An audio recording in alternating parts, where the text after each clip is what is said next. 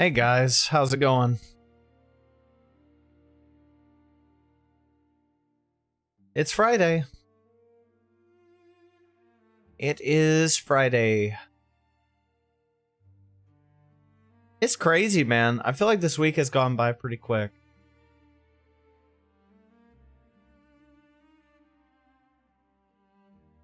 It has been a pretty quick week. At least to me it has been. Not for sure why.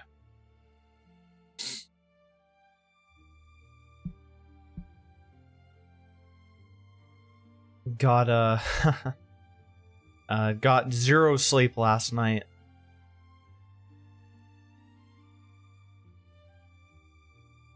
I was hanging out, getting videos made, getting all that stuff taken care of yesterday. That's literally the first thing on my mind, like on the days I don't stream, is oh yeah, I gotta get a video made. That's always top on the menu for me. Just getting all that stuff out and ready to go.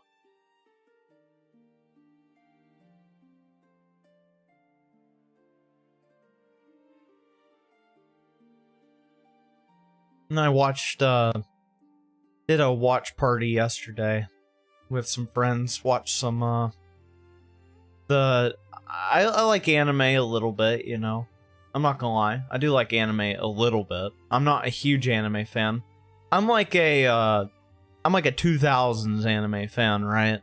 That was like when that's like the kind of stuff I was watching, was like the 2000s, like early 2010s anime stuff. But I was watching the JoJo's Bizarre Adventure Part 7 came out. I think it was yesterday. I watched it yesterday. It's pretty good. It's pretty good. I did a watch party with some friends with that late last night. It's pretty good. I thought it looked pretty good. I'm a pretty big fan of JoJo's though, so yeah. So I did that. Otherwise, I mean, I haven't really done really much of anything besides this whole YouTube thing. That's pretty much my main thing, is just getting YouTube done.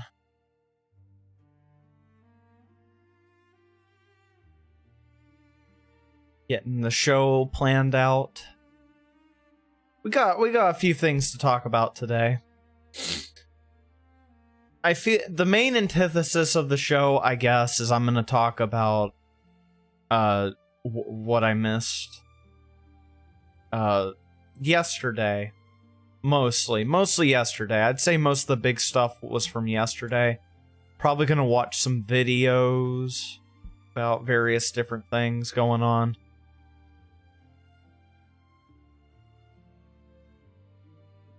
But yeah, nothing too crazy today, to be honest with you about it. Nothing. I mean, I'm gonna take one final gander, but I mean,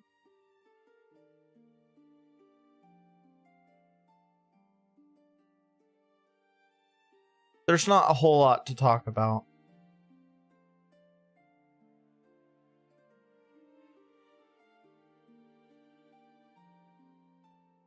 Like, it's been a pretty boring couple weeks, right? Because, or honestly, like, in politics, there's just not a whole lot to talk about besides, like, Iran and stuff, so I really have to go digging for stuff to watch. I don't want to talk about Iran all day long. It's just not that interesting to me, so. Or it's interesting, but it's just like there's not really any developments I think are worth talking about. I guess we're technically going to talk about a little bit today because we're going to watch the Netanyahu clip that came out yesterday, which was just like, so people are so pissed off about it. I don't know. I haven't watched it, so I will have an opinion on it after I watch it. But I saw on X yesterday, everybody was losing their minds about it. And I'm going to watch the full clip, because apparently a lot of people weren't even watching the full clip in context, so I'm at least going to watch it in full. Uh, yeah, but I mean, like, when it comes to Iran stuff, nothing too crazy. I mean, there was the, like, Trump scolded, like, Israel and Iran in a tweet, and that was pretty much about that was pretty much just the extent of it, because they're, like, blowing up oil stuff, which is obviously really bad.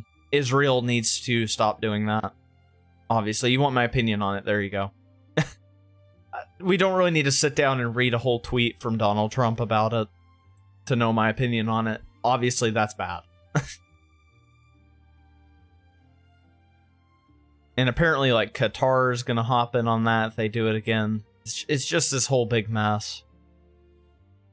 And then, like, this whole fight between, like, Trump and NATO over, like, NATO's involvement in any of this shit.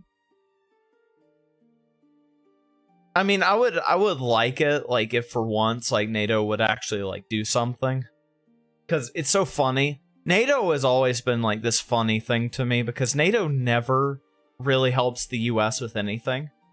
Not really, right? NATO's kind of just there most of the time. They get a lot of benefits from the US and not really a whole lot of... They don't really give back to the US at all, right? So... Apparently, I've seen contradictory stuff. I don't know if there's been any developments to that or not. I saw that, like, apparently NATO's going to help the US with the Strait and stuff like that. I don't know. I don't know. Do I really care? Well, not particularly. Not at the moment.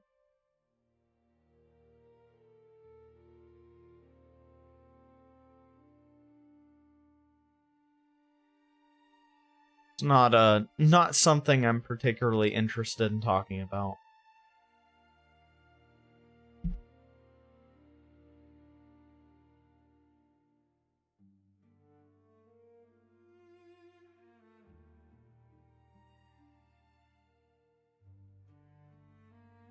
All right, let me trying to fire up or send out the stream links everywhere. Everywhere that it needs to go. Trying to make sure that it gets to where it needs to be.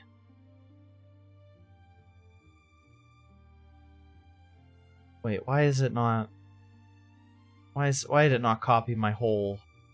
hold on. Being stupid. Of course. There we go. Okay. There's that. Got it posted on X. I'm just trying to get people to watch the show as much as possible. Hopefully everybody's having a good day today.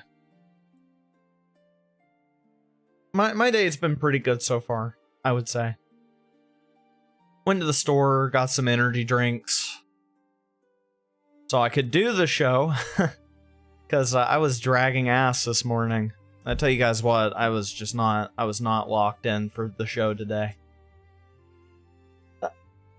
But I'm still gonna do it. Obviously, because I love doing the show. I've been having so much fun streaming on YouTube. And Kick. It's just been so much fun. I'm so glad I got into content creation. It's been a blast so far.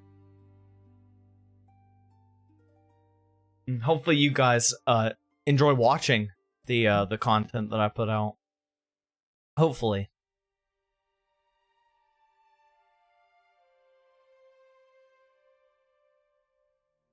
But yeah, let's I guess let's get this show on the road. All right. Got a few. We're gonna look at some posts on X. Laugh about some stuff that's going on in the hilarity that is X, or just the internet in general. I mean, so much stupid stuff goes on social media all the time. It's crazy. Oh, what is this?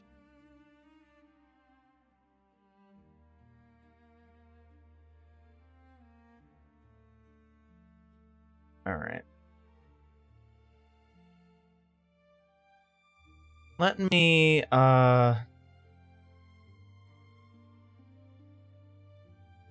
do this. Honestly, like, I kind of just want to watch the Netanyahu video first. I want to see what he said. That was I kind of want to see what he said that was so bad. I saw people saying that like Netanyahu was like mocking he was like mocking Christianity or something, which would not surprise me because he doesn't believe in Christianity, so but also like apparently it's like a quote. It's a Will Durant quote or something. I don't know. I ain't listened to it. I want to see what he said that was so bad. Actually, first, let's talk about I have like a Nick Shirley clip I want to watch. He's like he went on Fox News because well, he did that whole California fraud video. If you haven't seen it, go check it out or go back and watch the stream. It was pretty crazy. It's pretty enlightening. I mean, I'm not really surprised that California is a disaster at this current point in time. Not surprised in the slightest. California usually is not a very great place. There's always something stupid going on in California, right?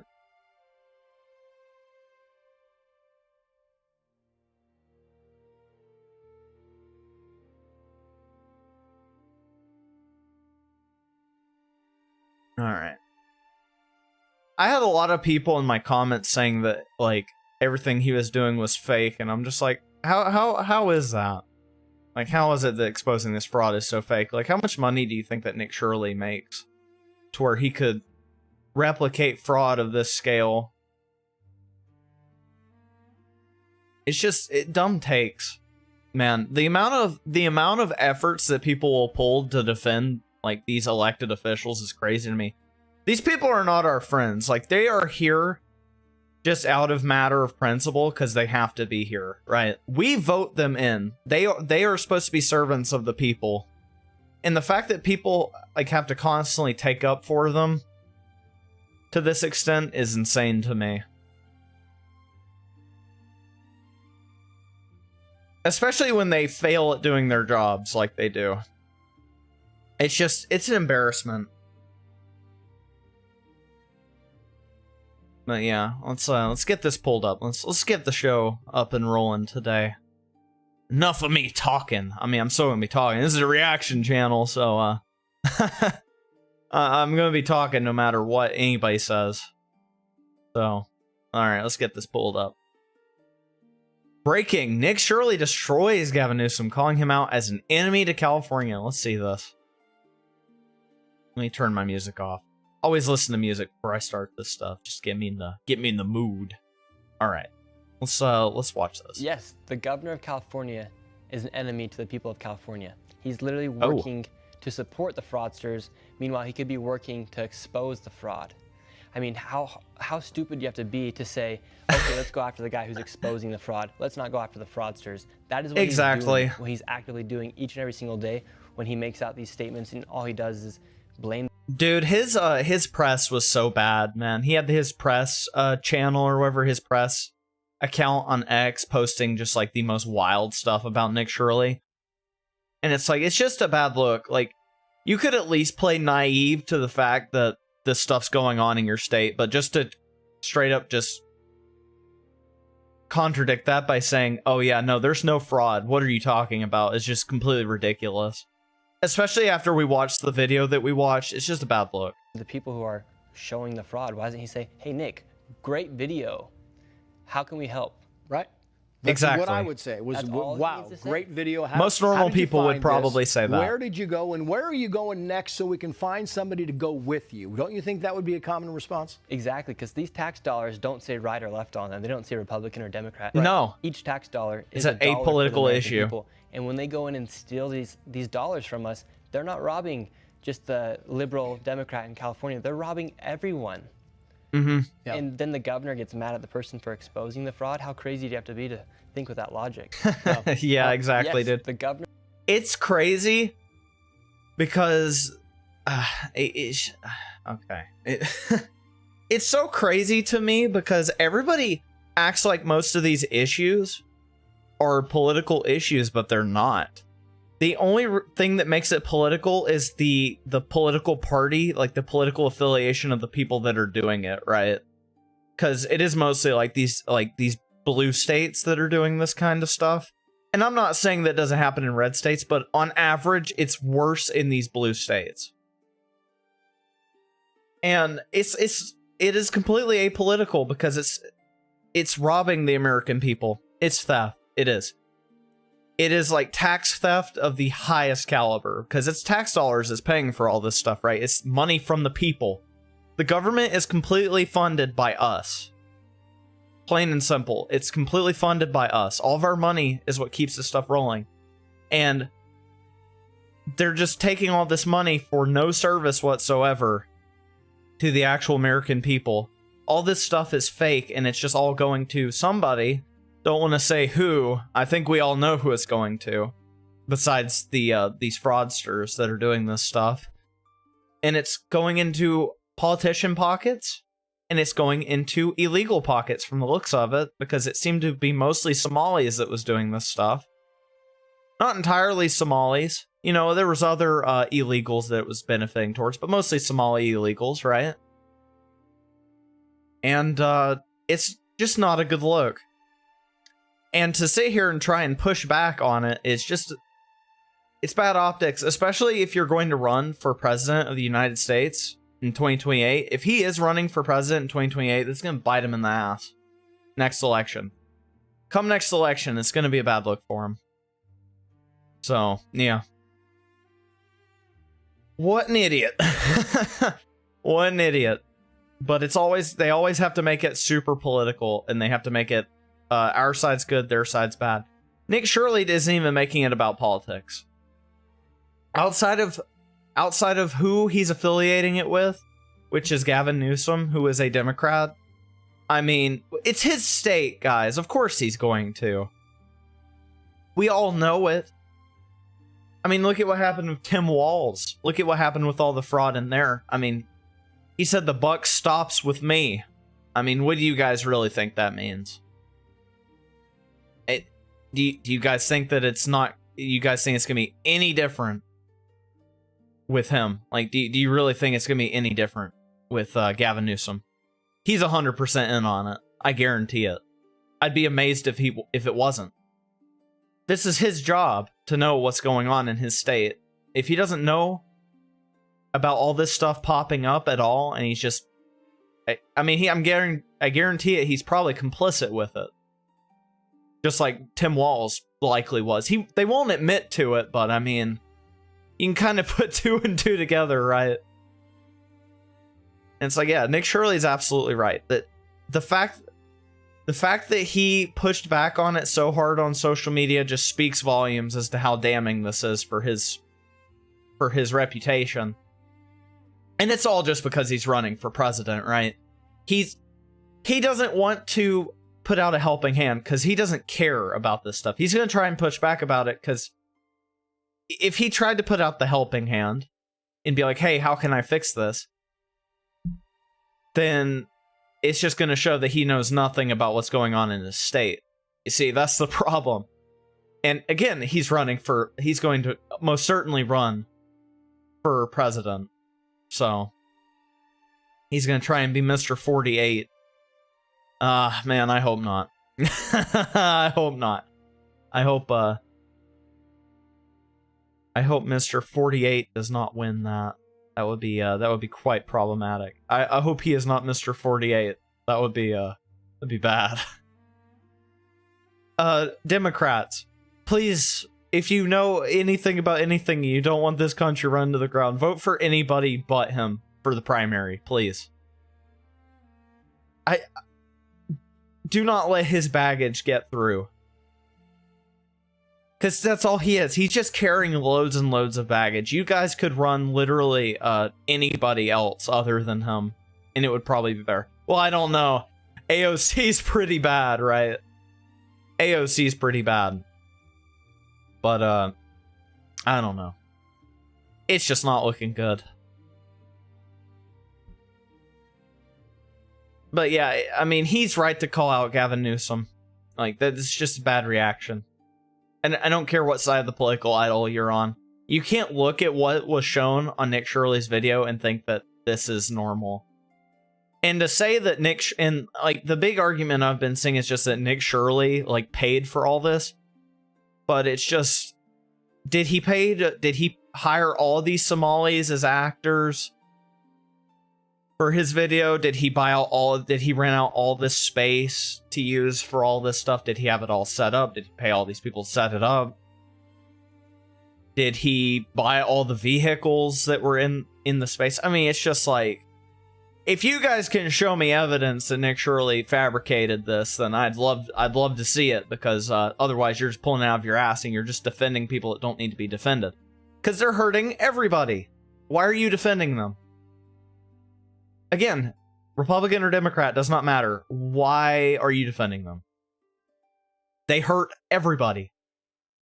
You're just shooting yourself in the foot because you don't like Tim oh my god. Tim Walz and Nick Shirley fused into one being. Like, Nick Shirley, like, prove to me that he fabricated this.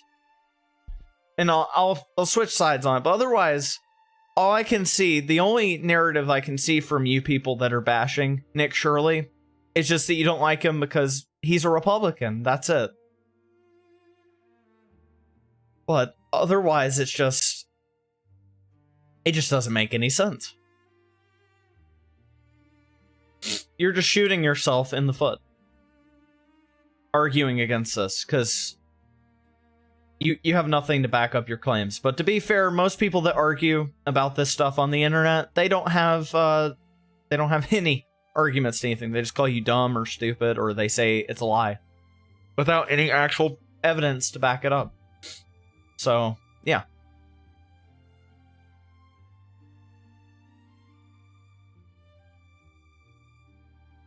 Nick Shirley is most certainly right, though. Let's see.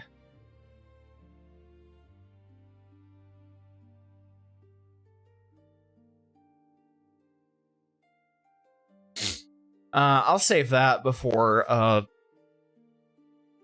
we watch, like, before we get to the video segment of the show.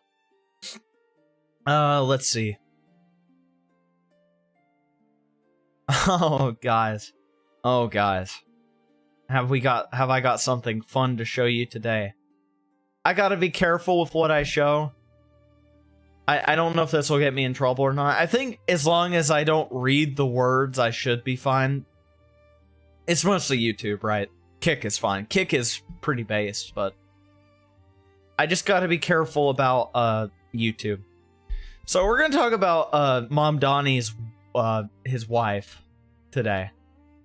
I'm not going after his wife on what she said, because honestly, I don't really care about what she said.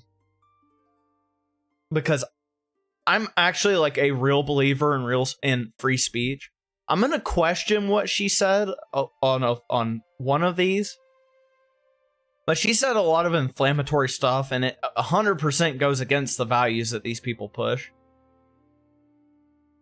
And it just kind of goes to show that these people don't actually believe in what they say. Which is really funny. She said a bunch of derogatory stuff. Again, don't care. I love free speech. You can say whatever gamer word slurs you want to me. I don't really care, right? It's not nothing I didn't say when I was in high school or middle school or whatever, right?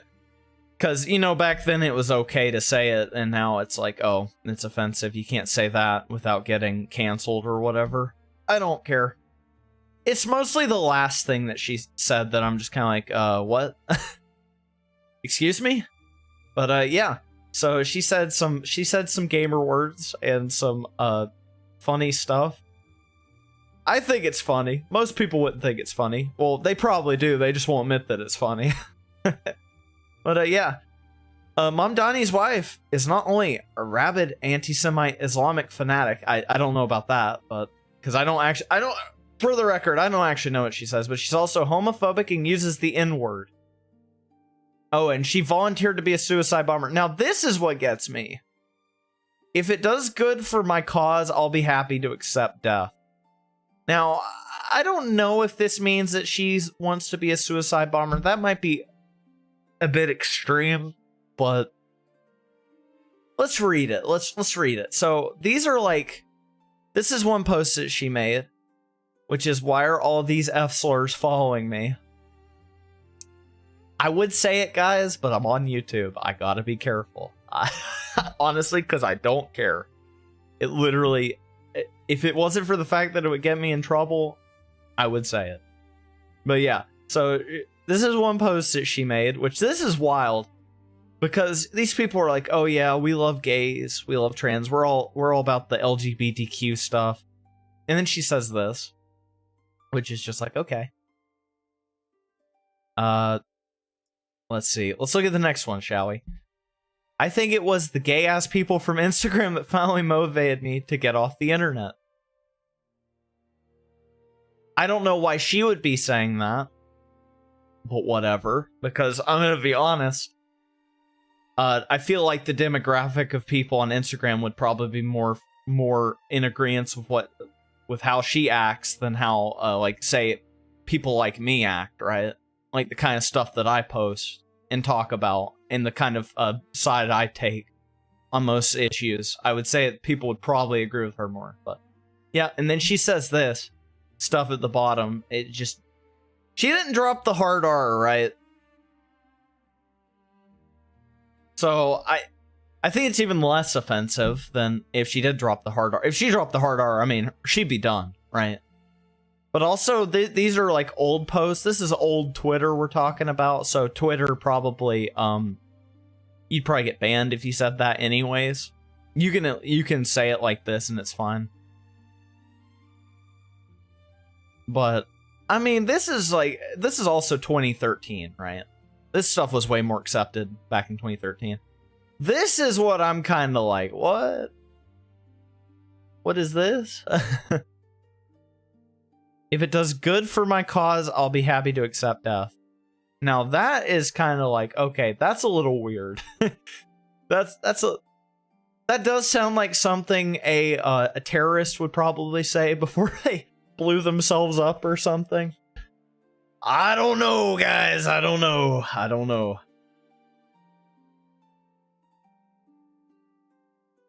For once, I will actually, okay, I will play devil's advocate here because I do think it's a little bit silly. I do think getting mad at this stuff is a little bit silly, right? I don't care. I don't really care about it.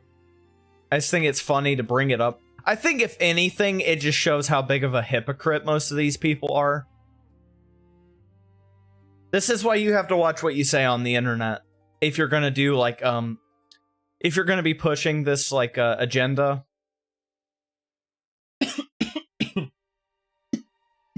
Hold on.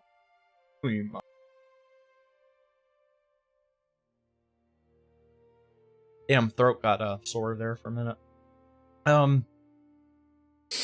Don't clip that. That's gonna be taken out of context. That's gonna be put in a bad context. I already know it.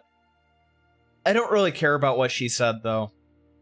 I really don't, because, you know, like, that was from 2013. This is a different time of the internet. You get away with saying stuff like that without getting ostracized really bad for it. But I do think it's just a showing of how big of a hypocrite these people can be and how much they'll flip on agendas just to suit the narrative that their party pushes, right? Because they'll talk bad about these slurs and stuff. They'll say if these slurs are bad or whatever, and they target certain groups of people. But then it's like you used to say them. So it's like, is it really that bad though?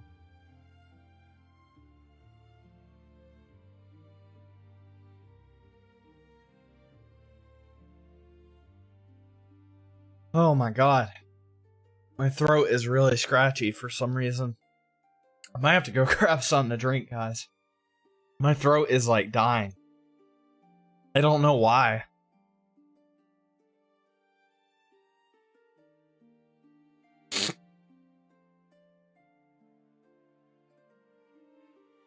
Yeah, but I don't care. I believe in free speech. I think you should be allowed to say anything you want to say. I believe in freedom of speech, and I also believe in freedom of consequence, right? Because that's what drives me nuts, is people use free speech as an excuse to be free of consequence, and it's like, that's not what free speech is about. You should be allowed to say whatever you want and then have to bear the consequences of what you say. If there are consequences to what you say, then so be it. But you should still be allowed to say it. You should be allowed to say these words. That's the thing. I feel like not being able to say those words is offensive. Like, getting canceled for saying those words is really stupid, but I don't know. It's like weird. It's like a weird, like, gray line between, like, what free speech is actually supposed to be versus what it actually is, right? But I do believe in freedom of consequence. I don't know. It's just kind of weird. It's, like, hard to explain what you mean when you talk about this stuff, because it's like, it is a gray line. I think people should be allowed to say this stuff, but I do also believe there should be consequences in what you say if it's generally frowned upon by the public, right? Do I think your life needs to be ruined because you said, like, an F slur, or you said the N-word or whatever? No, not really. I don't really think so. It's I don't know. Again, kind of a gray area. But do I personally care if she said that stuff? No. Do I care about the terrorist comment? Maybe a little bit. Maybe a little bit. That was a little bit interesting.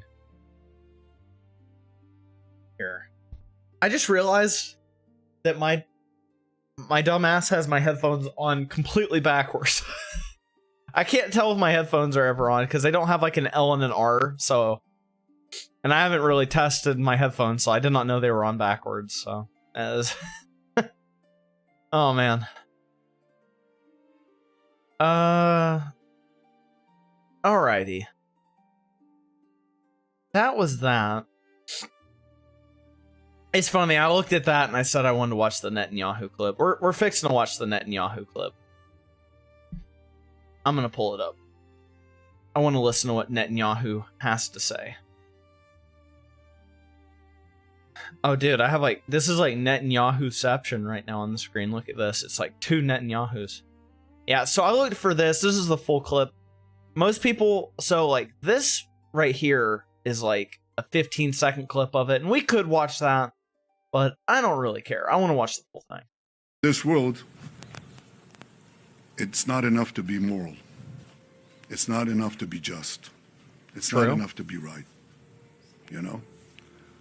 One of the greatest writers of the 20th century, someone that I admire a lot, was the historian Will Durant. All right. Now, he wrote many volumes. I read most of them. He also wrote The Lessons of History, very brief, 100-page book, in which he said, well, history proves that, unfortunately and unhappily, Jesus Christ has no advantage over Genghis Khan. Because if you are strong enough, ruthless enough, powerful enough, evil will overcome good. Aggression will overcome moderation. So you have no choice. If you look at the world as it is today, you have to be blind not to see that the democracies led by the United States have to reassert their will to defend themselves. So what was wrong with that clip? I don't really know. I see, that's the thing. I don't really understand that, because that was just that it was just him quoting a book, right? I mean, do I like what the book is asserting? Like, obviously not, right? But and honestly, there's a lot of truth in what it says, right? I mean, like, you do have to be ruthless. That's the thing that people don't understand.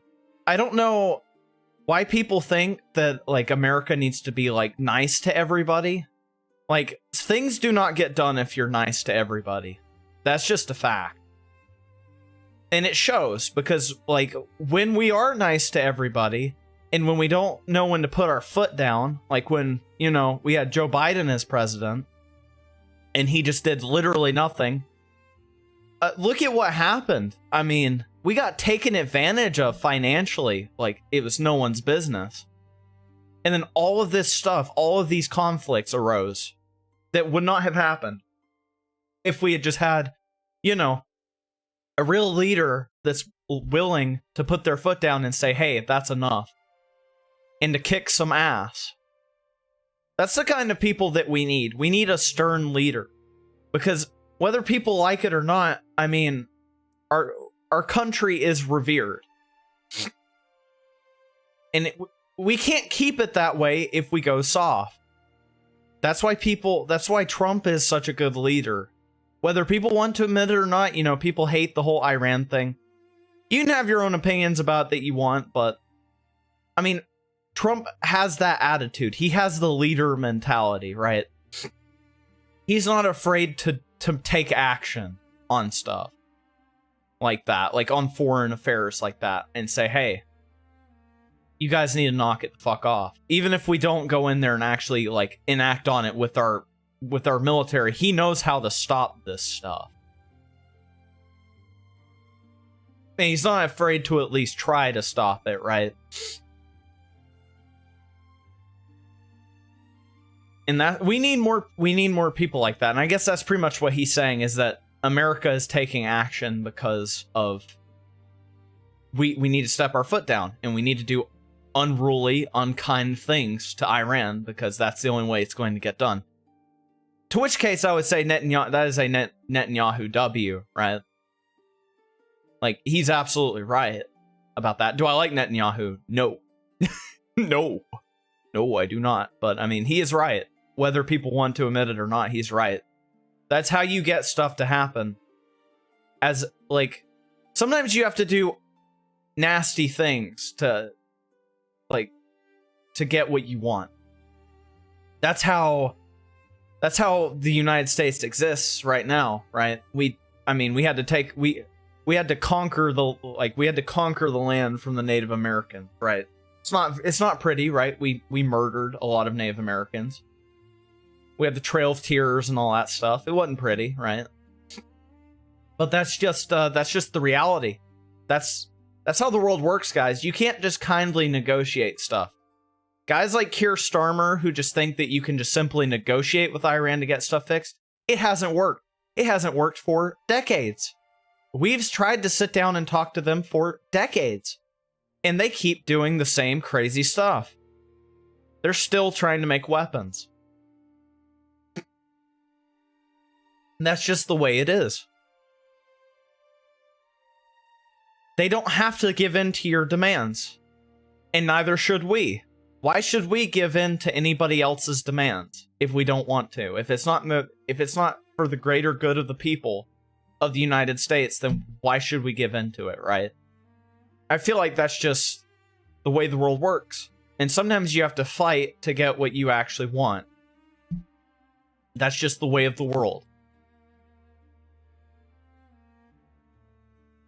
It's not pretty, and it's not nice. Who cares? That's not reality.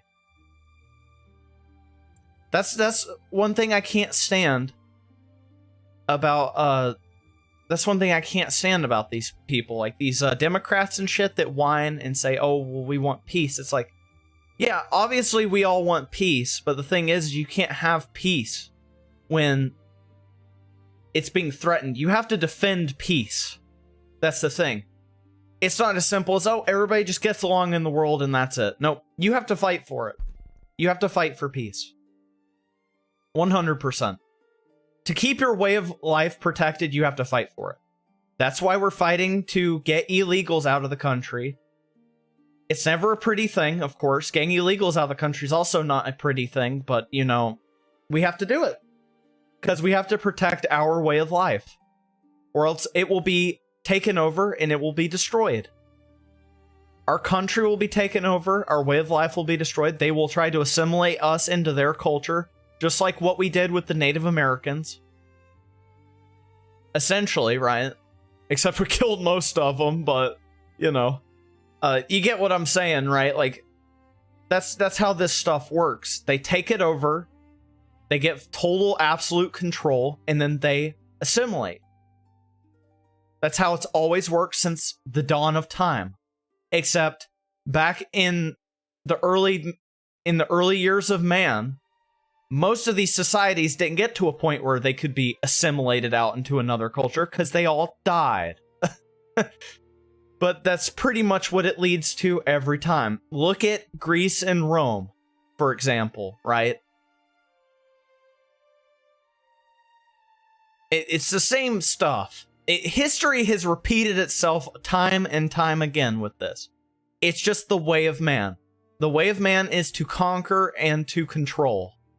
Every time. And to pretend that it's not that is just a little bit silly. I don't know why people are giving Netanyahu shit over that. Like, that's a little bit silly. It's literally just the whole, like, oh, we don't like Jews mentality. But, like, to say that he's wrong about that is a little bit ridiculous. Because he's absolutely right. That is how the world works. Every conflict in the world is all caused by man wanting to conquer and to assimilate. That is how it always works. That is any dispute like that is always over land and control over the people every time. And it never fails. It never fails. It's inevitable. That's why we have to be ready to defend it. America doesn't deal with that so much because we have this whole ocean boundary between us and everybody but Canada and Mexico. And Canada and Mexico is not going to fuck with us because Canada and Mexico does not have nearly the military power that we do, and they would lose immediately, and it would be nasty. There would be a lot of US and casualties in their countries as well, and probably more so in their countries than ours. It would not be pretty. So that's... Otherwise, we don't really have to worry about a whole lot, because they have to have weaponry capable of making it overseas to even get to us, and then get through any of our missile defenses that we have. And then they have to be prepared for the retaliatory strikes, you know? So a lot of people don't fuck with us, because it's just not worth it. Like, what would they get out of it, and what damage would it do to them from retaliation? Obviously, they're not going to get much out of it. At best, all they can do is attack our bases in foreign countries, and that's it.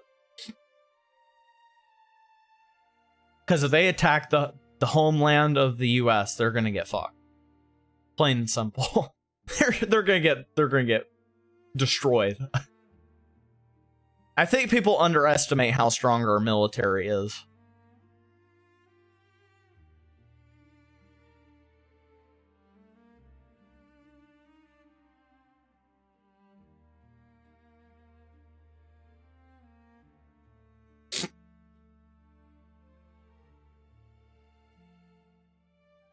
Oh shit. Oh man, I gotta talk about this. This is a big deal. This is not political, all right? This is not political. But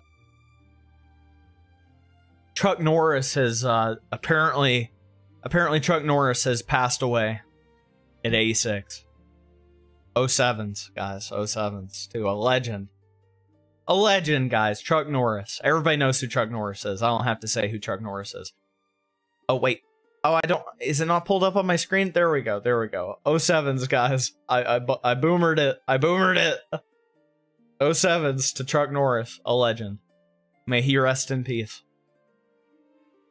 The legend. Everybody knows who Chuck Norris is. So...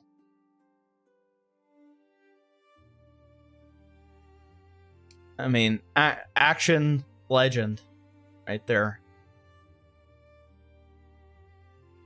I mean, everybody knows, like, the memes, right? I'm guessing that's real. So, I don't know, guys. Are we gonna say that, like, he's not dead? And I don't know. I can't think of a good Chuck Norris joke off the top of my head for him dying. That's probably what he would want. Honestly, Chuck Norris is probably the guy. I mean, he loves the memes of him. Or he did love the memes of himself, so he probably, like, would just want people just keep constantly making memes of his death.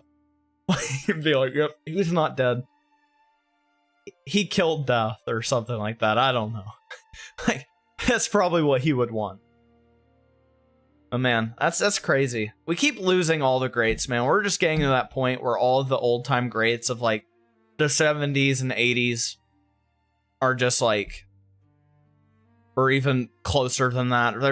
They're all passing away. They're all getting old and stuff. It's unfortunate. It's very sad. It makes me sad because even though I'm like Gen Z, I love old school stuff, right?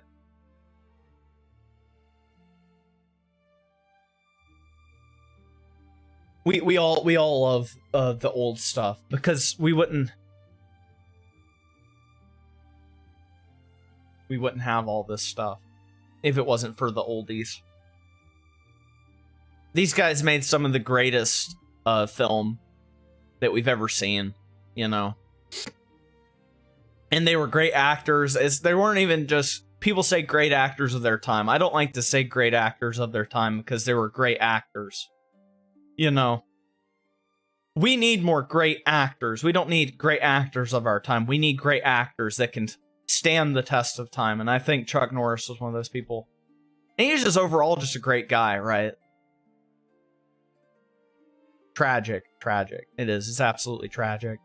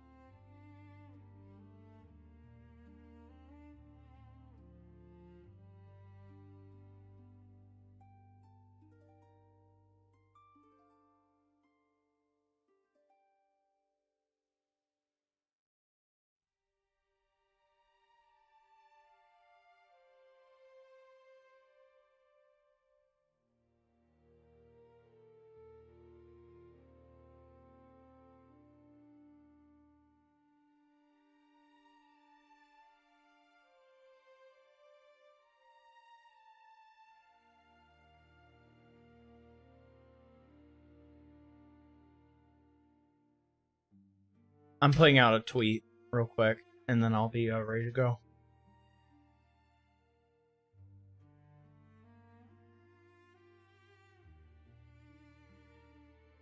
I need to learn how to spell. I'm typing too fast.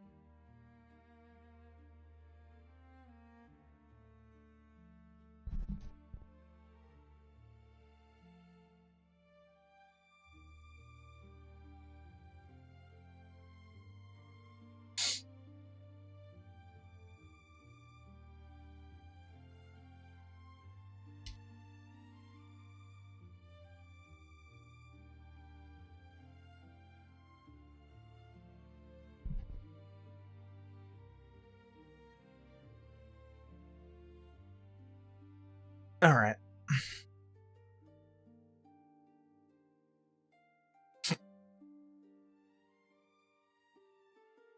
Okay. Let me let's pull up some more. Sorry. I just saw that Chuck Norris stuff. That kind of hits hard. I'm not going to lie. Like, seeing Chuck Norris pass away does hit pretty hard.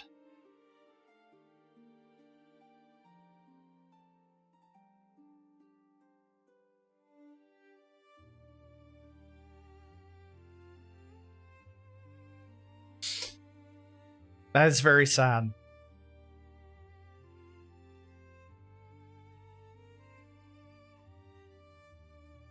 Just kind of have to process that real quick and keep the show moving. But I like Chuck Norris. I did. I really do like Chuck Norris. He's pretty cool, dude.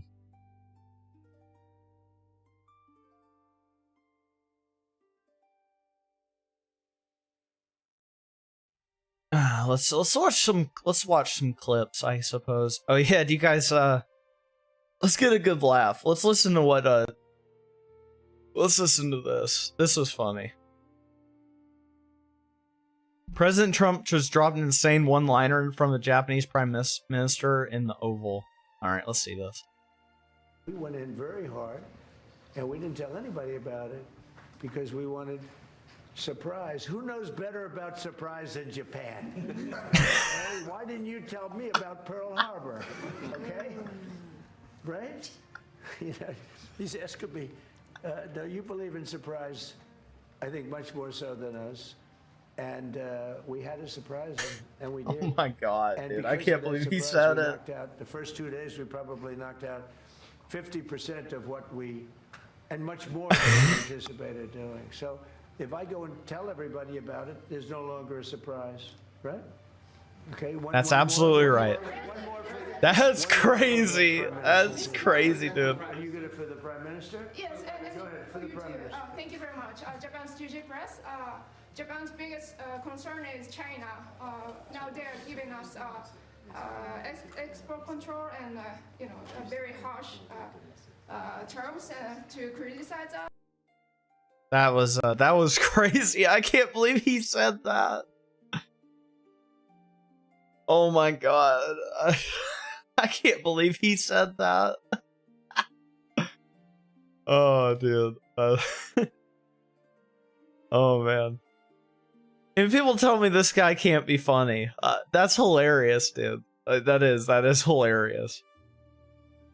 I've been seeing everybody be so mad about that, man. Like, what is the big deal? Like, honestly. Can we not laugh about stuff? Like, can we seriously not laugh about stuff that happened, like, a century ago? Almost at this point? Like, we're coming up to that point where it was so long ago, dude. Like, most of the people that were even in World War II are all gone at this point, right? Like, can we not laugh? Where's humor gone in society to where we can't laugh at stuff like this anymore? Like, people get so mad about it. That's hilarious.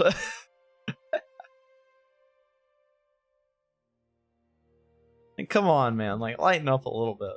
Even she, like, smirked a little bit, right? Like, come on. We can laugh a little bit. We can laugh a little bit at some stuff every now and again. We don't always have to be so mad, guys. Like, come on.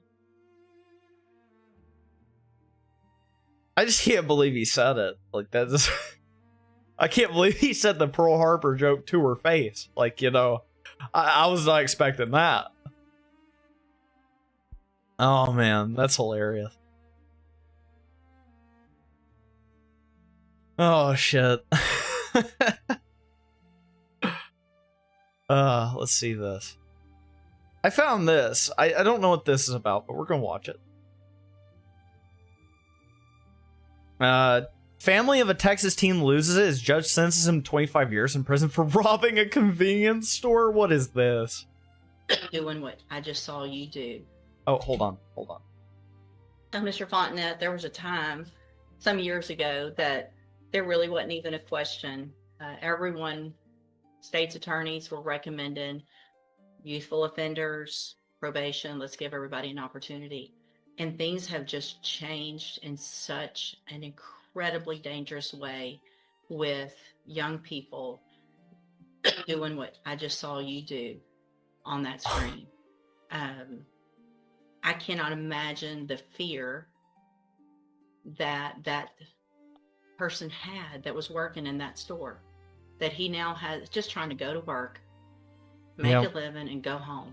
And he has 3 people come in and not just grab a little quick something and run out, but terrorize him for quite some time. Holy Pulling shit. him around, yanking him around, putting guns in his face, all 3 of you. Wow, dude. I also, in addition to the PSI, get jail incident reports. And you apparently like to fight and jump people, which is what's been happening in the jail. So it makes it very difficult for me to go, oh, this is somebody that's going to get out and behave, who can follow the rules, because you can't Probably even not. follow the rules in jail. And That's crazy. the pre-sentence report shows that you're a high risk level, which tells me that after they've looked at everything, that you don't have, unfortunately, a good likelihood of being successful if I were to put you on probation. And Mr. Wow. Coleman's right. We're tired of it. And there's got to be something done. So in cause number 25, DCCR 1759, Put him away.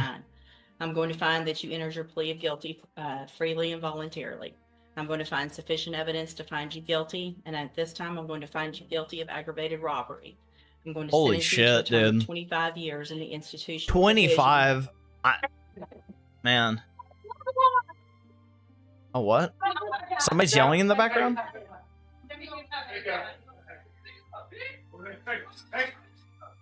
They had to escort a lady out. That's crazy, dude. Wow, man. I mean, this shit's gotta stop, dude. This shit's gotta stop. These crimes need to stop. And I'm sorry, but you guys can call me racist. I don't care, but it is mostly in that culture. It's mostly ingrained in the black culture, right? They live in these ghettos and shit, and they get taught how to rob people and stuff. Like, they grow up in that life. That's how they survive. They live in these shitty single-parent lives. And they get abused and shit. And they get mistreated as children. And then they end up leading these kinds of lives. It needs to stop. It does. It really needs to stop. These people are a problem in society. 25 years is generous. Because do you think he can't do the same thing when he's older? Really? And that's probably the maximum sentence for something like that, but man, it's just like, he's done. I don't think he's going to be able to live a normal life the rest of his life. I think he's going to get out of jail and he's probably going to do it again. He's probably going to be a repeat offender out of prison. Because that's all he knows how to do, probably. You know? And it's awful. The culture is awful. The ghetto culture is awful. Because I guarantee it, that's the kind of life that he led. Leading up to this crime that he committed. He probably grew up in this kind of lifestyle, you know? That's just how it goes. And it's never a good thing, right? It's never a good thing. And the fact that people tried to defend this kind of act, I know people will defend it and be like, oh, well, they're just arresting him because he's black or whatever. It's like, no, dude, it's just the culture itself. I'm sorry, call it racist all you want, but it's the truth. All right? There's a lot of black people that go to prison for stuff like this, and it's not good. And if you don't believe me, go look at the statistics. It is a serious problem. And it needs to be fixed. It needs to be remedied in some way or another. I don't think it will, though. I think it's too far gone. I think the black family ecosystem has just been destroyed to a point of no. It's not going to be fixed, right? And it does have to do with family life. It really does. It has to deal with how they're raised. They're raised in these shitty, like, ghetto situations, and they end up living the ghetto life, right? The hood life, as they call it. More like a prison life, because that's all they're going to be in prison for life, because they just keep doing crime over and over again. And I'm not saying other people aren't in that lifestyle too, but, like, there's white people and stuff that are in that lifestyle too, make no mistake, but it's mostly black people. And it's not good. And he just looks stone cold the whole time he's getting arrested. Horrible. Absolutely horrible. It's just, it's depressing to watch that kind of stuff go down. Something needs to change.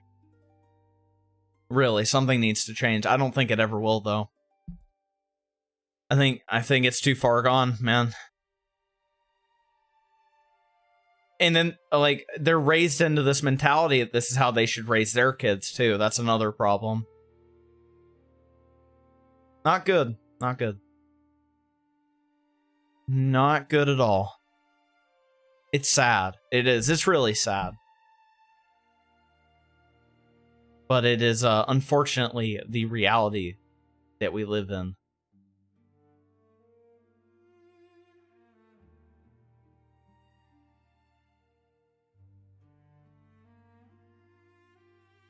Oh, man. I think these people, like, this is the thing, like, if they stick them in prison for 25 years, I feel like he's probably just gonna come out of prison and just do the same thing again. I mean, he looked pretty stone cold about this stuff. I don't know. I don't know if throwing him in a rugged prison is gonna fix that. But the thing is, you can't really rehabilitate these people because they've lived their whole life like this, right? They've been, I guarantee it, if you look at this guy's, like, his track record throughout his entire life, like, if you just saw all the events in his life, I bet this is not the first time he's done something horrendous like this, right? Probably not to this extent, but he's probably, I mean, this isn't the first time he's committed a robbery or something like that. It's just how, like, people like this live their lives. And it's problematic. To say the least, it's problematic.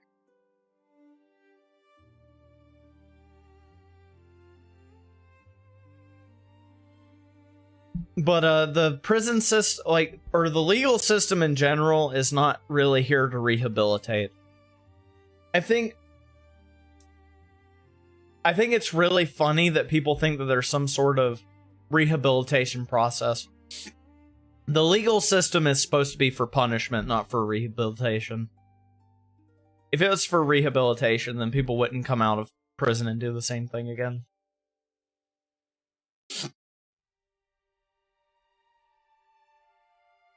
But that's just how it is. It's unfortunate, but that is the reality.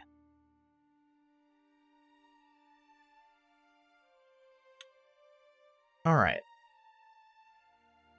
That's crazy, dude. I mean, she's instantly sentenced him. I can understand why, though, because, again, she's talking it up like he has a bad track record, so I imagine this isn't the first time that he's done this. And she's trying to at least do something about it, you know?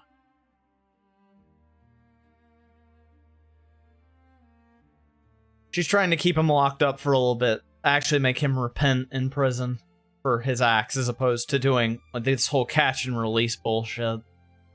I'm so sick of that. I'm so sick of these criminals being released onto the streets after they do shit like this. He needs to go away. He needs to repent for this.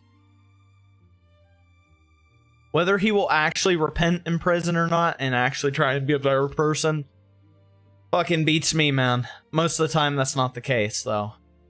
Sometimes it does. Sometimes people have those redemption stories where they come out of prison and they're like, oh yeah, I find God or whatever. And they become better people, but I doubt this guy will be that guy. I just always assume the worst of these people. I'm sorry, I just do. Because they're basically born criminals, right? Their whole life was setting them up to be criminals. Because they live, again, that ghetto lifestyle. They were set to be criminals, and it's awful. Nobody likes it.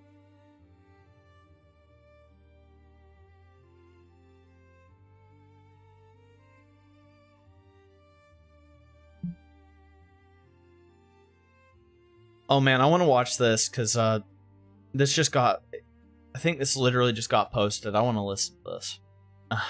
If X will behave for once, can X work on live stream, please?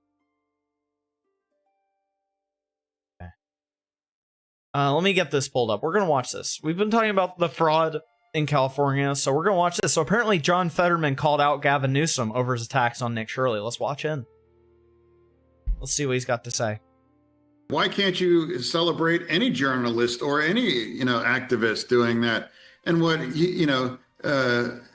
Governor Newsom put out a disgusting video implying that he's, a pedophile or he's that. Yeah, he like, did. Why? Disgusting. That's like kind of a smear. You want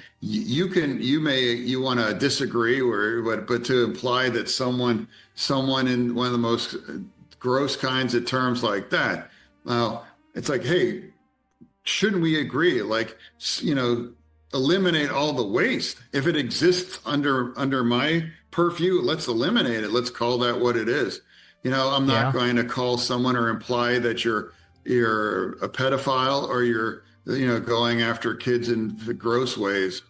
But what's crazy to me and so many other people that have seen these videos is to then see reactions from leaders in the Democratic Party saying, we don't have a problem, this is racist, this is whatever, and denouncing obfuscation. But when you see this fraud, it angers bullshit. Everyone. You're spending money as a taxpayer, and then you're giving the money it's away everybody's to money. It should be angry. And, like, fraud can happen on both sides, but when it's identified, I don't care if it's in a Democratic state, like, we should all just acknowledge maybe there is a problem here. This is part of the thing. If you tell voters that you're wrong or, hey, it's no problem, there's nothing here, then you lose. And that you want to turn that into, if you want to turn that into like the border, what Democrats is in 2023, we do that at our own peril.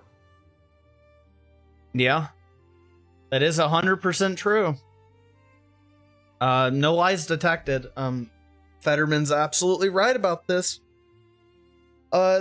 The fact that you would go out of your way to call just a reporter / journalist / whatever you want to call Nick Shirley, calling him a pedophile just for pointing out the obvious is pretty disgusting. It's a bad look. Fetterman's absolutely correct, though.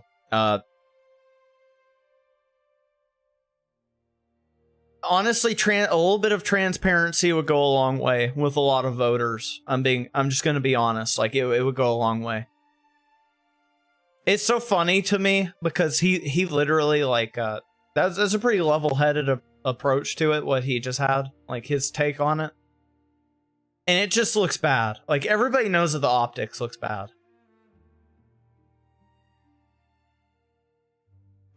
This is all just a game of optics, but they keep trying to play the victim card, playing the, oh, they're lying about me game. It's not going to win you the election. Because people will find out what the truth is. Inevitably, people will find out what's going on, and they will find some sort of trail that leads back to you, and it will look bad. So quit trying to play the optics game and actually maybe try to be a little bit more honest with the people. It would probably help. You'd probably actually be more respected in the election race if you actually just were honest about it. But you can't do that. You can't be honest. Gavin Newsom can't be honest with anybody. He just can't.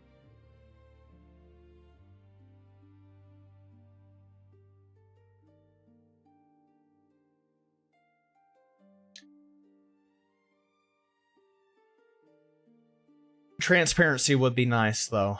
And the fact that he's being this argumentative and just attacking people about it, but it's really stupid.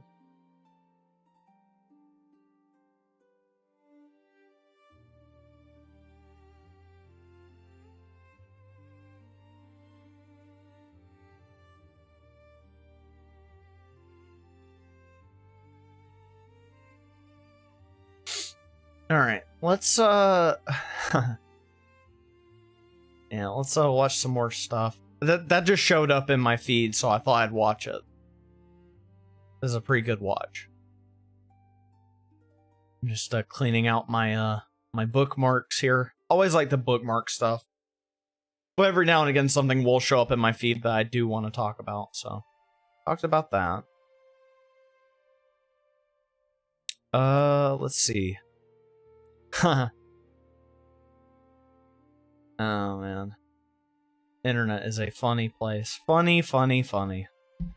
Alrighty, so we're gonna watch So Bernie Sanders gave this speech not too long ago, and it was pretty bad. We're gonna listen to it. I have no idea what he's gonna say. All right, let's listen in here to what Bernie Sanders. Dude, Bernie Sanders is so old, dude. Oh man, let's listen. I'm gonna be honest though. I think Bernie Sanders he's absolutely insane though. He's like lost his mind. Let's watch him though. Percent of our people today are living paycheck to paycheck. Families struggling to feed their kids, pay for health care, pay for rent, pay for child care, pay for the basic necessities of life. 60% of our people live in paycheck to paycheck, and one guy, Elon Musk, owns more wealth than the bottom 53% of American households. Think maybe that might be an issue that we should be talking about? What? But, Mr. President, one of the reasons we don't talk about that issue and many other vital issues that impact working families is the reality that Congress today is much more concerned about protecting the needs of its campaign contributors, the billionaires who are putting an unprecedented amount of money into the political process, rather than representing the needs of working families throughout America. How is that? How is the SAVE Act how's the SAVE Act protecting billionaires voting stuff? That makes no sense. Okay. Why is Elon Musk specifically, why is he an issue? Why is he specifically an issue? Why is he specifically bring up Elon Musk? What's his deal with Elon that he doesn't like about him? Is it literally just because he's rich? I mean, fuck, is that seriously how people think? They just hate you if you have money? If you have any modicum of success in society, you're just immediately a bad person? What the fuck? So stupid. I'm not even, a huge Elon Musk fan.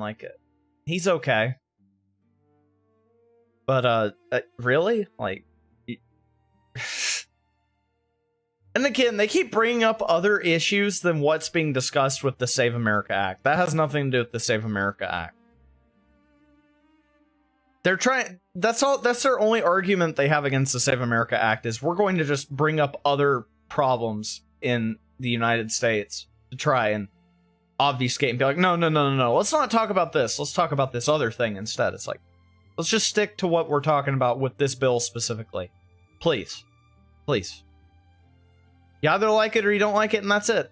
Quit trying to say, oh, well, we need to be talking about this instead. That's just a shit argument. It really is a shit argument. Argue against what you're supposed to be arguing against, not trying to say, let's move on to something else. Yes, obviously everybody wants to move on to other stuff, but you won't let them. Because you keep blocking everything. You keep turning everything into a standstill. So, of course. And then you keep doing these deflection tactics to try and get people to stop talking about it. It has nothing to do with what's actually trying to be passed. Obviously, the economy is always a concern of the American people. Obviously. It's always a concern. Gas prices, store prices, living paycheck to paycheck. Nobody's disagreeing. I'm not even disagreeing with that. Bernie Sanders is absolutely right. But that's not what's being discussed right now. Sorry. And crashing out about Elon Musk is not... That has nothing to do with the Save America Act. I don't even know what the hell he's talking about. What, so we're just gonna do what Mom Donnie's trying to do and just make millionaires pay for more stuff? Except it's gonna make... Or sorry, billionaires, because Bernie Sanders is a millionaire now, so you can't say that. It's just gonna... He's just gonna make everybody pay for everything more. So, we've basically seen what Bernie Sanders has ran on in New York, right? Pretty much. And it leaves a mass exodus of people out of New York. Is pretty much all that's done. Because everybody pays more. So I'm not buying what Bernie's laying down there. I'm thinking he's a little bit delusional. I don't know, man. Like, Bernie used to at least be able to hide his socialism a little bit better. And he used to be able to make at least some semblance of a good argument, but now it's just like, he's just incoherent now. I mean, he's fallen off so bad. Like, he could at least win a lot of libertarians and shit over. He can't now. Like, no way. He's just completely off his rocker on all of his arguments. It's so easy to make Bernie look like an idiot. I mean, Joe Biden literally made him look like a fool in front of everybody. For Christ's sakes, I mean, if Joe Biden can do it, I'm pretty sure most people can probably do it, because Joe Biden has lost a lot of his edge as well, even during that debate. Just sad. It is. It's just sad. He's lost it, man. He has. He's absolutely lost it.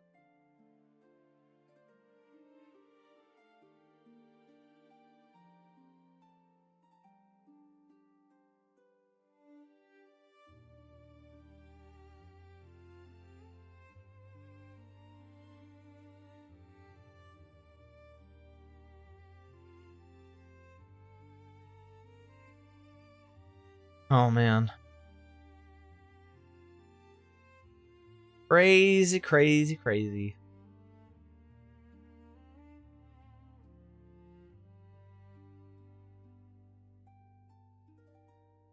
Poor Bernie Sanders, dude. He just can't stand those rich people.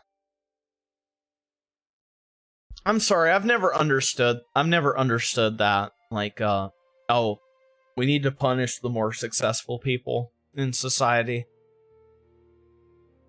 It's funny because, like, I could maybe understand it a little bit more if they actually did it, right? They never do it. These politicians never actually punish the wealthy. They always punish everybody. Or just lower class people. Like, they never actually punish the rich. Ever.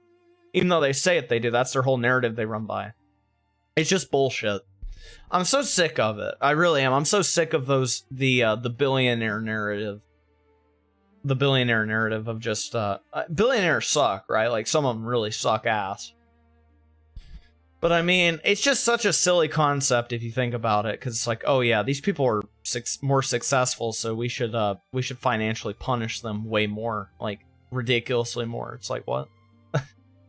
Doesn't make much sense.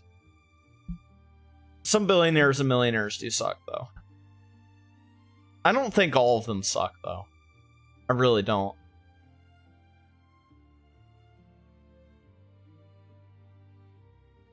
I don't know. It's just one of those silly things to me.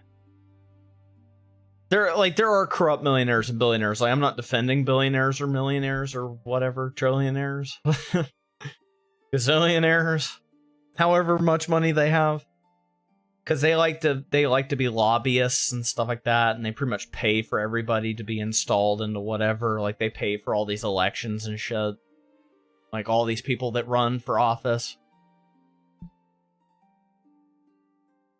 So they pretty much install most of the pieces of shit that we get. They are corrupt, but it's just... I don't know, man. Like, it's just so funny, like that, because that's pretty much their whole running point is just, oh, we're gonna make the rich people, we're gonna punish the rich. And it's like, on the one hand, I understand, but on the other hand, it's just they demonize the shit out of them. And it's like, fuck, well, what happens if I become a millionaire at some point in my life? Am I evil because I have money? Like, I don't know. It just seems like they tie the evil to the money more so than they do the actual person's corruption. You know what I mean?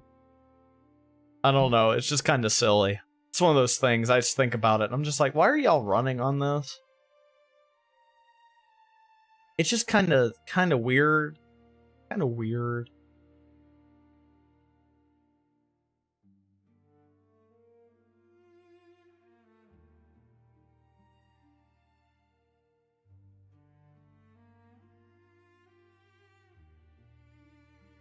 Alright, we watched that.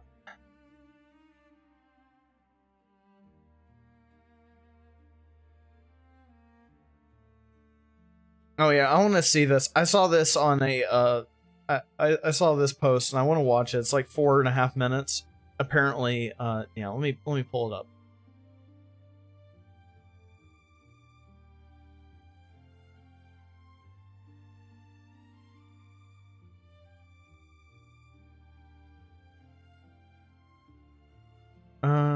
Let's see. Let me pull this up here. So apparently this is like a trans person that's like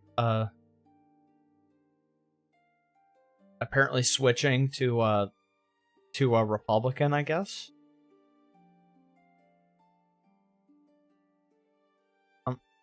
It seems like this guy changed his post.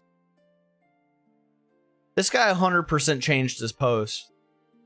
Because I remember it said that a trans voter changed it. So this guy changed his fucking his thing. I'm pretty sure this is a Democrat X like person. I'm not for sure, but I'm pretty sure that said it was a trans person when I went and grabbed it. So let's watch.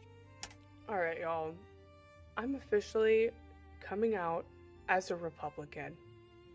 Okay. The left has truly swayed me Lost their mind? over to the right. And I think they're proud of it too. Because what?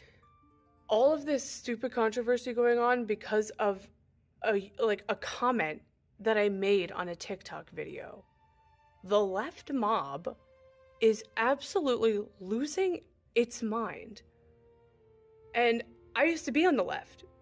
I used to be gung-ho LGBT. I was an activist for the LGBT people before they, like, gays even had a legal right to marry. I was going out and I was a Glenson representative in my school district. But at this point, I don't want to be associated with the LGBT either, despite even being gay. Because I can't stand y'all anymore. Like, I make one comment about a grieving mother who was very respectful about how they were referring to their trans child, by the way. They were referring to them as both Michael and Lexi. And in the comments of people that actually knew her child, were referring to her child as Michael.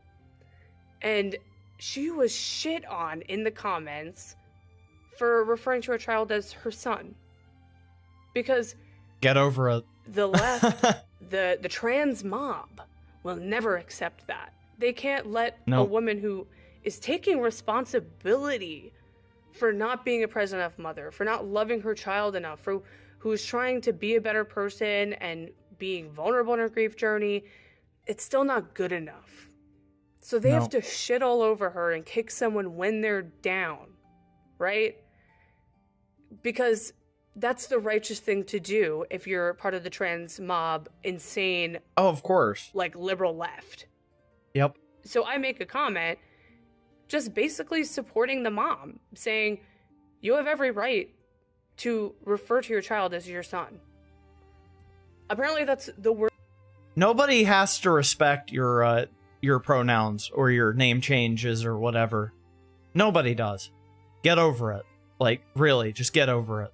And it's just a stupid thing. It's like, oh yes, you must play into my delusions. No matter what, you must play into my delusions. Even the parent who named their child, who knows the gender of their child, like, you're telling me they have to respect it or else they're evil. I mean, this is all just a load of bullshit. Like, it really is. Like, nobody has to respect anything.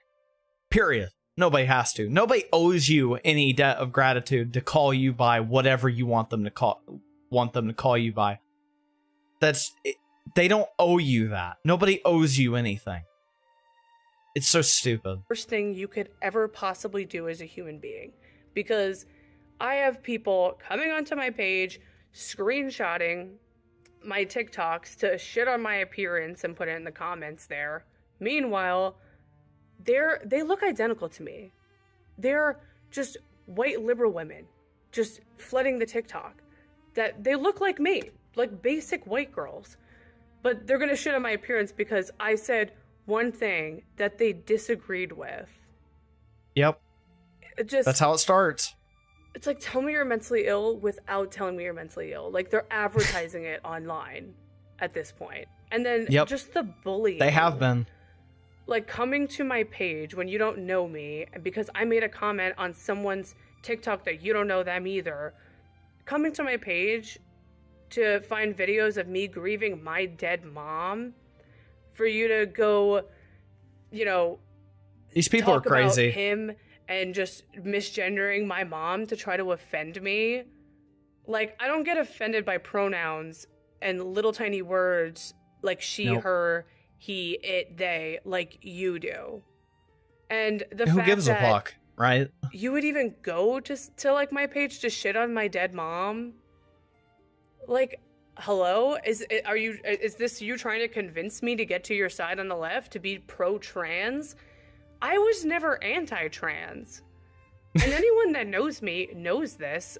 I've never been shitty to any of the trans people in my life. It's so funny, dude. They will burn their own always. They will friendly fire anybody, even if they have if you don't have the hive mind think that they do, to just agree with everything they say, they will burn you down. They will eat you alive.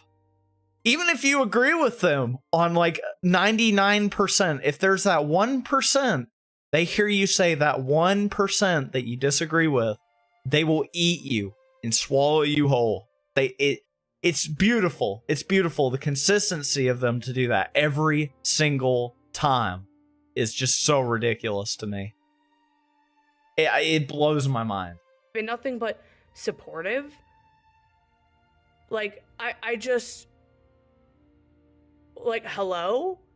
So, yeah, at this point, I'm coming out, I'm voting Republican down the fucking line. Based. I'm done. And I don't know. Next thing Trump should do is bring back insane asylums and put these fucking people in it. Thank you. Oh shit, dude. Man, yeah. So she seems like she's waking up to the bullshit. It's true, man. Like, these people will stop at nothing to burn you down because they disagree with you. It's insane. They will try and blackmail you. They will try and shit talk the fuck out of you. They'll follow you everywhere, and they will never leave you alone. They will make sure you are in ruins just because you said something that they disagree with. You just have to get used to it, honestly. It's just normal. These people are they're just like that, unfortunately. But yeah, it seems like she's waking up a little bit. It's awful. It really is awful. These people are awful. They do need to go away, I think, because they've just lost their minds. They really have. They don't even know who they agree with anymore. Like, they really don't. They don't know. They don't know who's friend or foe, because they can't ever make up their minds, because they're so damn over emotional about politics and stuff that if you say something that slightly offends them, they go off the rails, and they'll blacklist your ass, basically. Like, you're not on the cool, you're not in the cool kid circle anymore. Like, you're done. You're done. And now you're their enemy, because that's all they see is friend or foe in everybody. You're either their friend because you agree with everything they say, or you're their foe because you disagree with anything. Just one thing. It doesn't even have to be a bunch of things. Just one thing. That's it. You're done. It's stupid. Everybody is a gatekeeper to everything all the time, and they have to constantly try and shut you down at every turn. It's just stupid, but that's how they operate. They operate in a hive mind mentality. They always have. But most people just haven't woken up yet. They're still asleep. They're still fast asleep. And it is mostly liberal white women that are fast asleep. They just don't care. And then stuff like this happens, and they start to wake up. They have to grow up a little bit, because now it's happening to them, and they're getting destroyed. most of these liberal white women that come over to the right, that's usually how it happens. They just say that one bad thing, and then they're like, what the fuck? And then they kind of wake up, and then they come over to the right, and then they start to get ingrained into right-wing culture. Like, the whole mindset of, like, having children, stuff like that. Not being mean to men for no fucking reason. And then they kind of get normalized in that sense, but...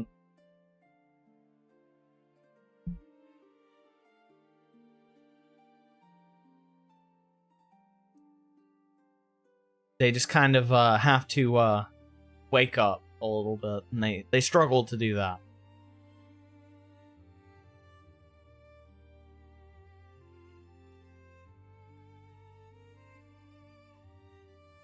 She basically just described the Democrat horde in one short, pretty much, like one short video. Like, oh, and she also described why most Democrats have flipped over to the right. Like, why they've left the party. Or why the party left them, I should say. Because, the party is pretty much left. Like, the Democrat Party is no more.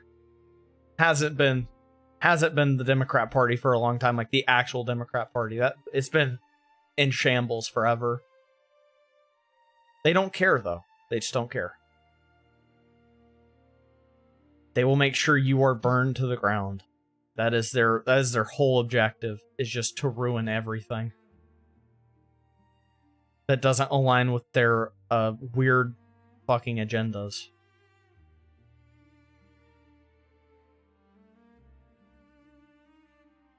All right, let's take a gander here. I guess it's about to be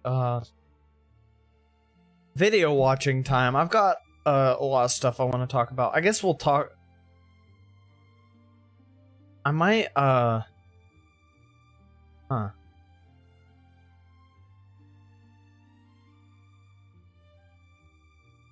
let's see.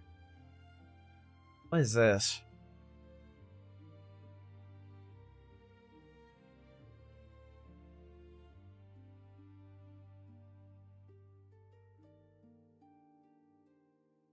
Oh, what the hell?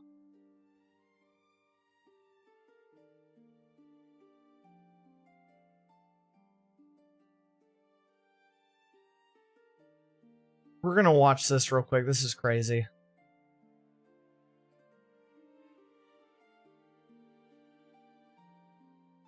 Oh wait, is this the... oh, this is the same video. Hold on, I'll pull it up. Just a minute. Let me add it to my bookmarks here. There we go. Apparently, utter madness is breaking out at the Atlanta airport. So let's see. So, in case you guys don't know, TSA has been pretty cooked for a while. Yeah, let's see this. Behind the camera this morning with me, Roger. Give oh my God, dude! It's unbelievable. Thousands and thousands of travelers. Holy moly, just dude! Trying to get through the main TSA checkpoint. They have wrapped this line through the baggage claim area over here by Delta. Wow, dude. And I gotta say, behind the camera. Insanity. Absolute insanity. Dude, that is so crazy. But this just goes to show, this is what happens when you don't pay your people, right? This is what happens. It's gonna get chaotic, especially in places like Atlanta, California. Those kinds of places, probably New York too, where it's just a ton of people and nobody can get around. It's gonna get crazy. Because you've got nobody working. This is the pitfalls of when you fire everybody at DHS and TSA because of the government shutdowns. Like, everybody just leaves. Everybody's done. I mean, TSA's done. If they're not getting paid, they're obviously not going to work. Plain and simple. Insanity, dude. Best piece of advice for me is probably not to travel right now, because it's pretty hectic. If you can help it, probably don't travel.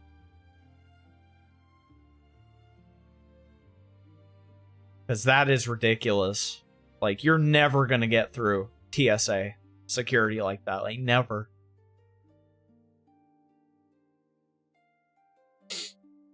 And this is all because they don't want to pass the Save America Act. Like, it's insane to me. They're going to hold, like, these airports hostage just because of this. It's crazy to me. All right.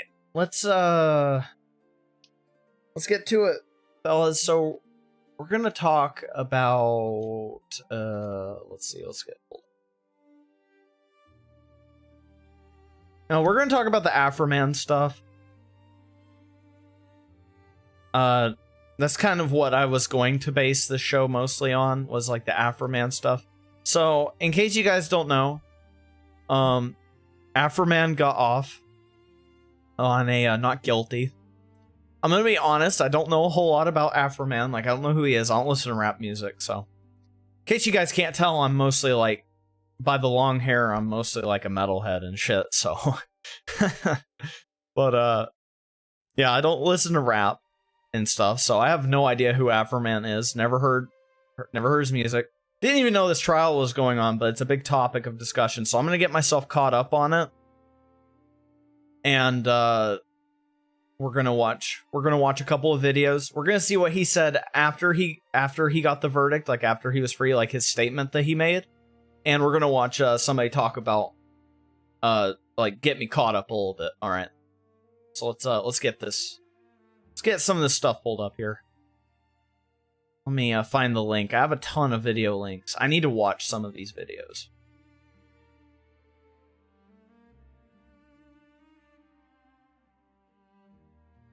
Let's see. Which one is the right one? That is the $1 million question. I think this is his, yeah, this is his post-verdict, like, statement that he made. Don't want to watch that just yet. I want to watch, I think it's this one. Let's say it's this one.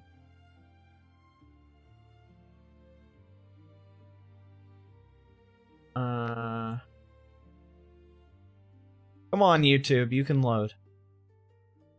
Ah, here we go. All right, yeah, so this is the right one. Yeah, let's listen to this. Let's see what happened, because I'm not very well informed on the Afroman trial. Like, I want to see the key moments. I think it would make for a good video. And just to talk about it and just see what happened. I have a good idea, right? Like, I know, like, what it's about, but I just want to see, like, the specifics. I want to watch, like, what actually happened. Because just knowing the main plot of the story does not mean that I know the whole story, right? I'd like to have at least a little bit more, like, have a few of the plot holes filled in, so to speak.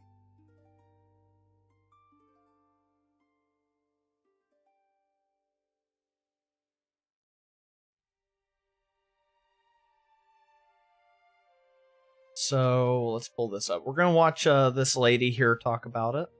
Name is Lauren Conlon. Here, before we start,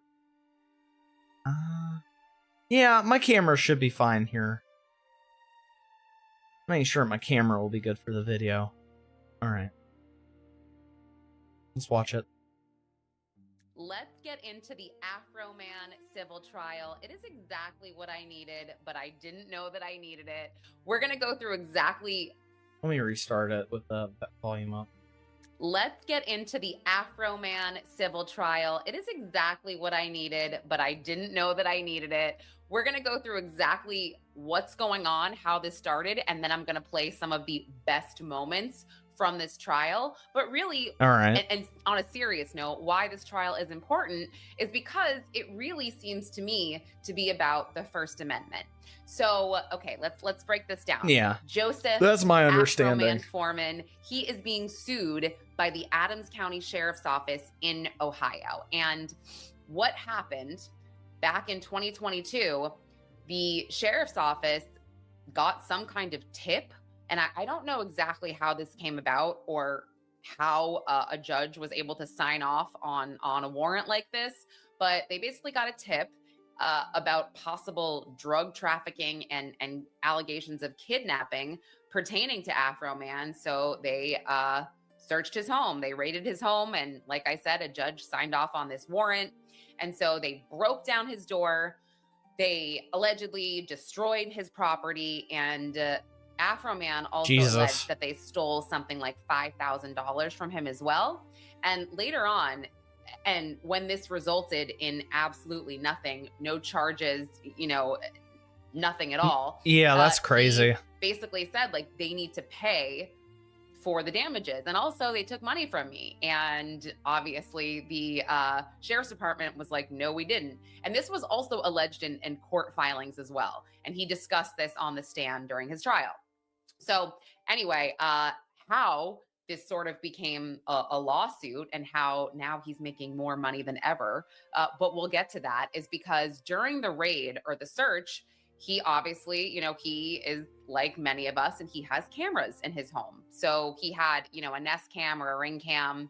Yeah. And he captured pretty much everything that went on in his home. And then he made music videos around this footage, just content in general. So let me get this straight. So he made a video based off of the raid that happened on his home. Holy shit, dude, that's hilarious. That is so funny. Social media content. He also made merch, and basically, the officers were suing him for using their likeness.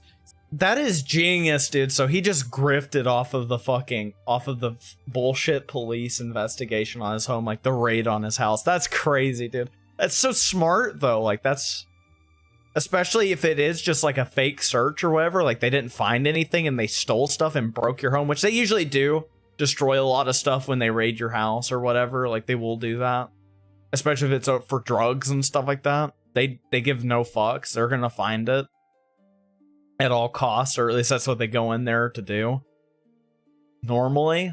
But that is so genius, dude, to just that's such a grift. It's a genius grift, though. Like, you can't even be mad at it. Like, that's genius. So, you know, he did this because he was criticizing the officers. He was criticizing the raid. He was criticizing and questioning police conduct. And he was also accusing these officers of wrongdoing. And he has even said, you know, I have to make a living as well. And, you know, this is how I make a living. So this is what I'm going to do. And that's when things escalated. So the department filed a civil lawsuit against Afro Man, claiming that he invaded their privacy, he used their likeness for profit, he damaged their reputations, and he caused emotional distress. Do you guys seriously think, like, okay, so if it's like ring cams and stuff, do you think, unless it's like a super close-up shot, do you think they actually even know who those police, do you think most people watching that care or even bother to find out who those police officers are? They probably really, honestly, can't. It just depends on the quality of the images, right? What? That is just that's such bullshit. Already, I don't even know any of the specifics, and that already sounds like bullshit to me. That reeks. That just sounds like they're just jaded because he's calling them out for doing a fake investigation to me. That's what that sounds like to me. And again, I'm going to play some of the clips, but there is a point where one of the officers seems to be noticing a lemon pound cake in the kitchen. And now he is called like Mr. Pound Cake or Officer Pound Cake. It's funny. I'm sorry. It's funny because it's like, oh my God, their tax dollars are going to this trial, which is really entertainment to so many people. But, and also, like I said, it's made Afro Man just popular again. If you sort of live in this world. But Afro Man himself said that this trial has certainly given him a boost. I bet, dude. See, that's the thing, is it in the public space, it's going to make your name a lot bigger when you're going to trial for something like this. When you're in a big lawsuit or something, it literally only helps you. because it puts you all over the news. These guys just don't understand how this works, I guess. So, okay, so the arguments here for Afro Man, right?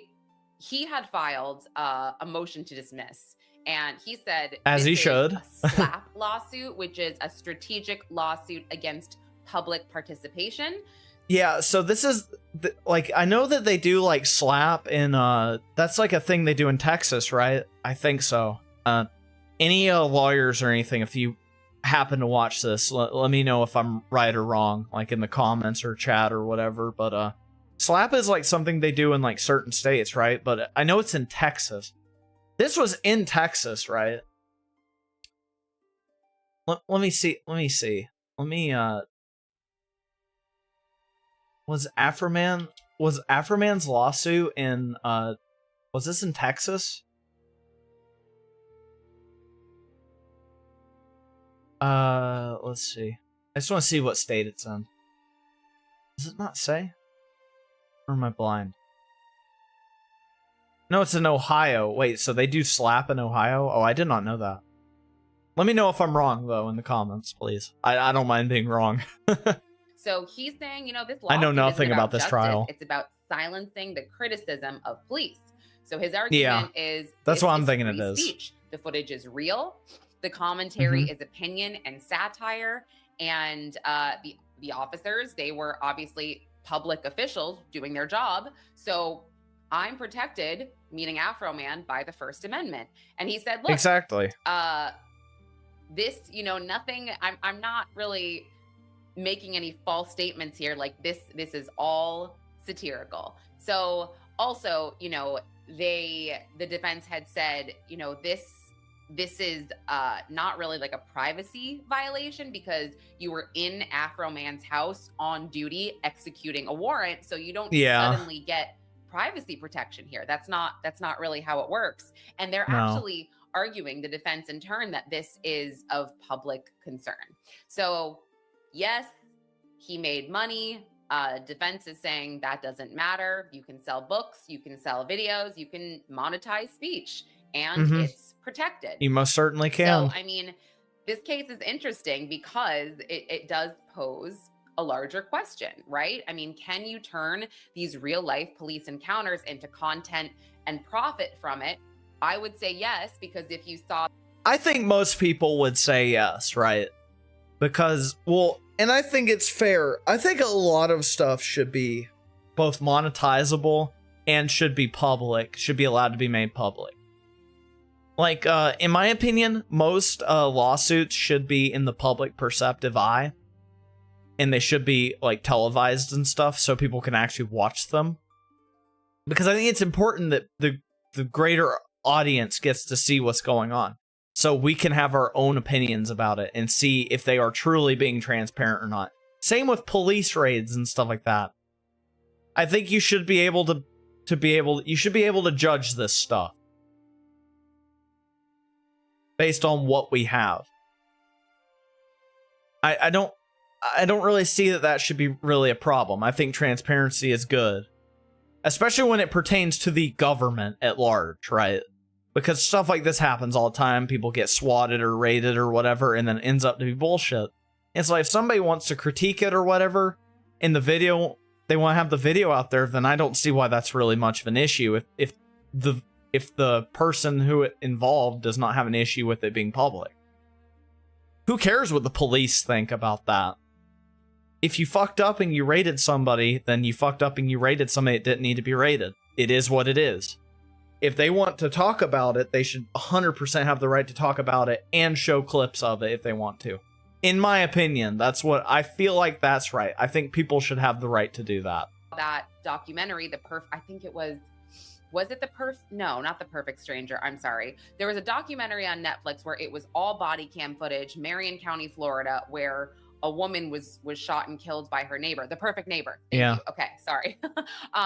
Yeah, it's awful, but it's made from all body cam footage. Now, yes, nobody was being mocked, I guess, with that, but still, I mean, I think that it just sort of can reinforce that criticism is protected. So Yeah. let's go to some of my favorite moments. I mean, this one officer on the stand, because Afro Man made a video talking about his wife cheating on him with him, meaning Afro Man. This officer's on the stand and he's just like, I don't know if my wife, I don't know if she cheated because of this video. How can I, it's so ridiculous. I'll just play it. All right. That sounds ridiculous, but let's listen and to it. this account was amazing. The Facts Dude. Watch again, because I did watch it many, many times. So you're claiming that is the defamation statement, is that he said he had sex with your wife? Yes. Okay. And that painted you in a false light? It's caused tremendous pain in my life. I'll get to that. You have to go through Okay. false light first. So does it paint you in a false light? Yes, that my wife is cheating on me with Mr. Foreman. But we all know that's not true, correct? I don't know. I don't know. What do you mean you don't know? Does he literally think that? This is just bullshit. There's no way this guy would know or not know he's cheating on his wife. There's just no way. He did not just say that. What?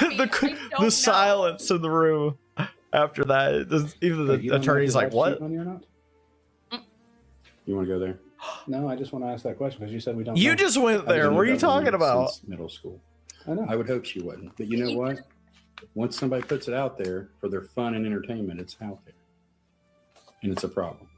This guy just screams beta to me. Like, this guy just screams cuck to me. I'm sorry. How he's acting about this. Like, he's acting like such a bitch about somebody making fun of him on the internet. Like, this is embarrassing.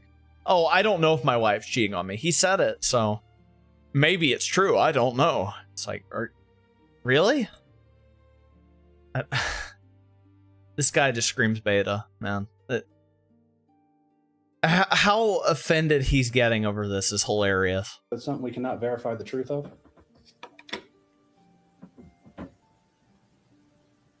Yes or no? Is it a thing that can be verified, true or false? I can't. Ask your client. I mean, that was so silly. That's so ridiculous. I mean, he says at one point, he says, oh, I don't know if she is or not. And then he's so offended when he's asked directly, well, is she? And then he says, oh, I've been with that woman since middle school. Yeah, you sound like you really love her a lot, referring to her as that woman. Okay. Let's go to Officer Poundcake here. I'm sure that guy that's probably sleeping with her is just that guy too, so don't worry about it. I'm not going to play this whole thing. I mean, I guess I technically could, but this is the Officer Poundcake. Here we go. Oh, God. Let me go back. Sean, you were called Officer Poundcake by Mr. Foreman? Multiple times. You were received hundreds of pound cakes at work from different people. Okay. And the context of that name comes from a music video that Mr. Foreman created, correct? I don't know where he got it at, but you'd have to ask him that question. What? The Adams County Sheriff kicked down on my door. Then I heard the glass break. They found no kidnapping victims. I think you get it, because it's just like, what are we doing here? We are literally playing a satirical music video. And like, look, there is a part of me that So feels crazy guilty for laughing a little bit if these officers were really that upset over it. Like, I don't take joy in anyone being upset. These guys are grown-ass men that work for the police. They work for the government. And you're telling me they're this fucking thin-skinned? Oh my God, he said I eat pound cakes. Okay, get the fuck over it. It's a fat joke. Oh my God, there's no way this guy's never heard a fat joke before in his life. Like, are you kidding me? Oh yeah, I'm gonna be upset because this guy made a fat joke about me eating pound cake, or oh, this guy said he fucked my wife. These guys are embarrassing. I just find this a little silly, because it's like, guys, come on, you're grown men, Like, Exactly. you can handle it, but again, I don't want to necessarily tell anyone how to feel, of course. So let's go to I will. Grow the fuck up. You're police officers. You literally are like, there's a possibility you would see people getting shot and shit, or you'd have to get in a confrontation with somebody where you might have to pull out a gun and stuff like that. Like, you're upset because somebody called you fat? Grow up. Seriously, grow the fuck up. Last thing I wanna share, which is just a clip from Crazy. It's just I guess a summary, and I will play that right now because it's informative and entertaining. For any crime, I should have freedom of speech. I should be allowed to sing about my life. And police officers that violate my home, steal my money, should not be allowed to sue me. In August of 2020. That is so, dude. That's crazy. I love the outfit he's wearing too, dude. Yeah, this guy is based as shit, dude. Just America everywhere. This guy knows. This guy knows the drill. I don't know if he actually is based or not, but that's just funny. He's just sitting there in all American attire. It's like, yeah, free speech. I mean, it doesn't get any cooler than that, right? 22. Adams County deputies raided the home of Joseph Foreman, better known as the rapper Afro Man. They had a search warrant tied to an investigation into possible drugs and kidnapping victims. They didn't charge me for any crimes. They didn't find no large amounts of marijuana or whatever narcotic they were saying. They didn't find any kidnapping victims. Afro Man was never charged with a crime after the raid. Deputies seized thousands of dollars in cash that was later returned, but Afro Man says about $400 was never recovered. The raid also left damage throughout his home. That's crazy. If they actually stole all that money from him, I mean, he's probably loaded, right? So it's probably not that much to him, but I mean, that's so bad that they stole money from him. That's not cool, man. Government's going in there stealing a bunch of possessions of his, like that. If anybody's getting violated in all this, it's very clearly him, right? Especially if they didn't find what they were looking for. They clearly violated his rights. And that's what they've been doing time and time again. They violated his house. They stole his stuff. They're trying to violate his free speech. I mean, this should piss people off that the police are doing this to this guy.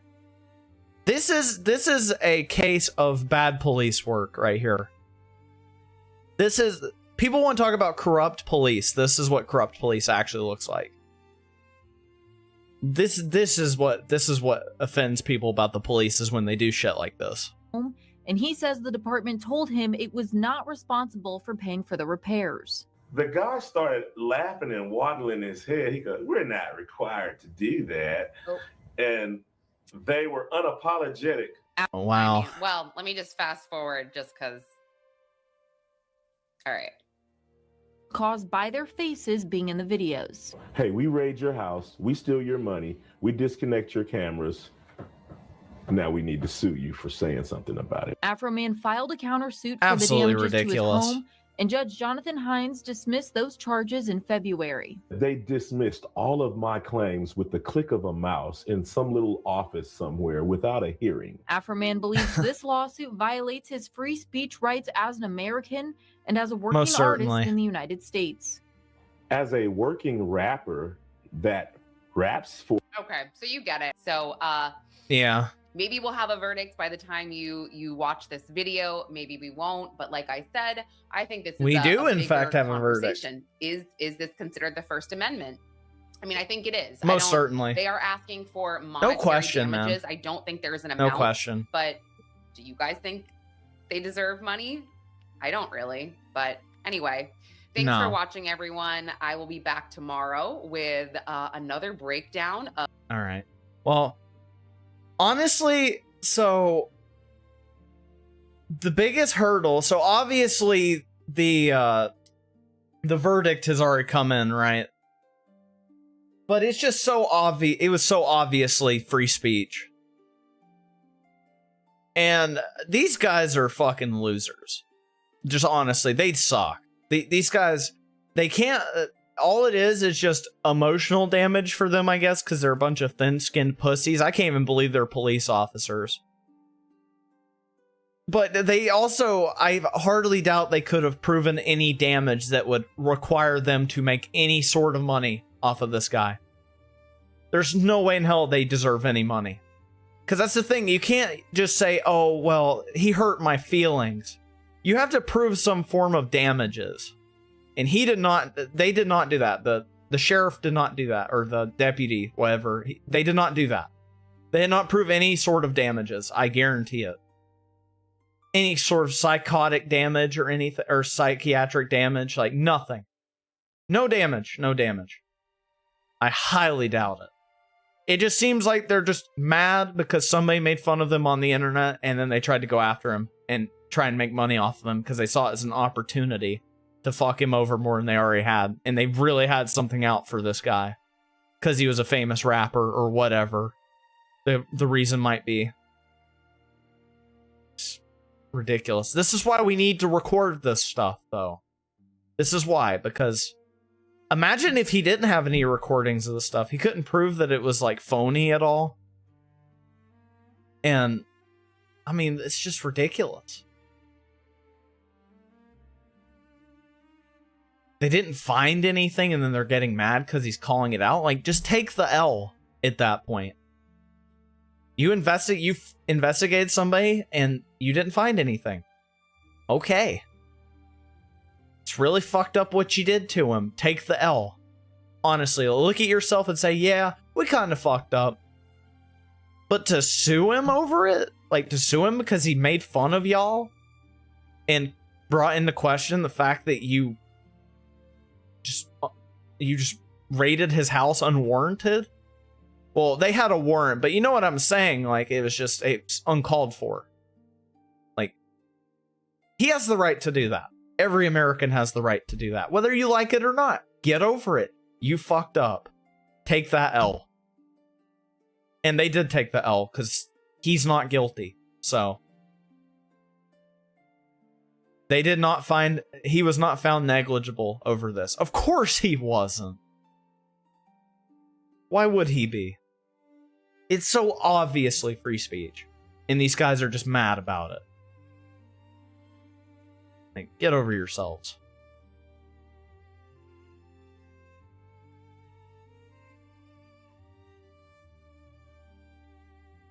We're gonna watch what he said after he got out. Like, after he won his civil trial, he gave a speech. We're gonna listen to it real quick. Or I'm guessing it's like a snippet of it or whatever.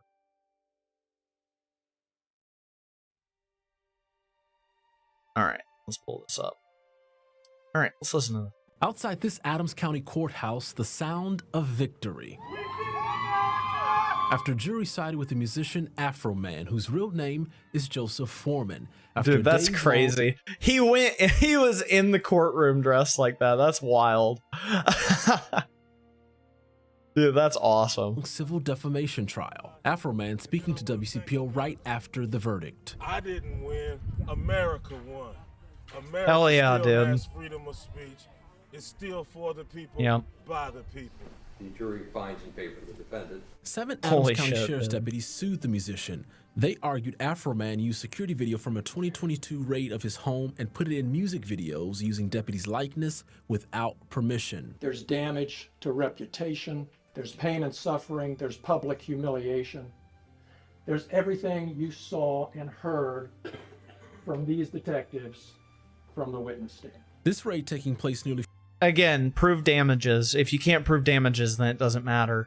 And apparently they didn't prove it. According to the jury or whatever, they did not prove that beyond a reasonable doubt that he was, that he did that, so.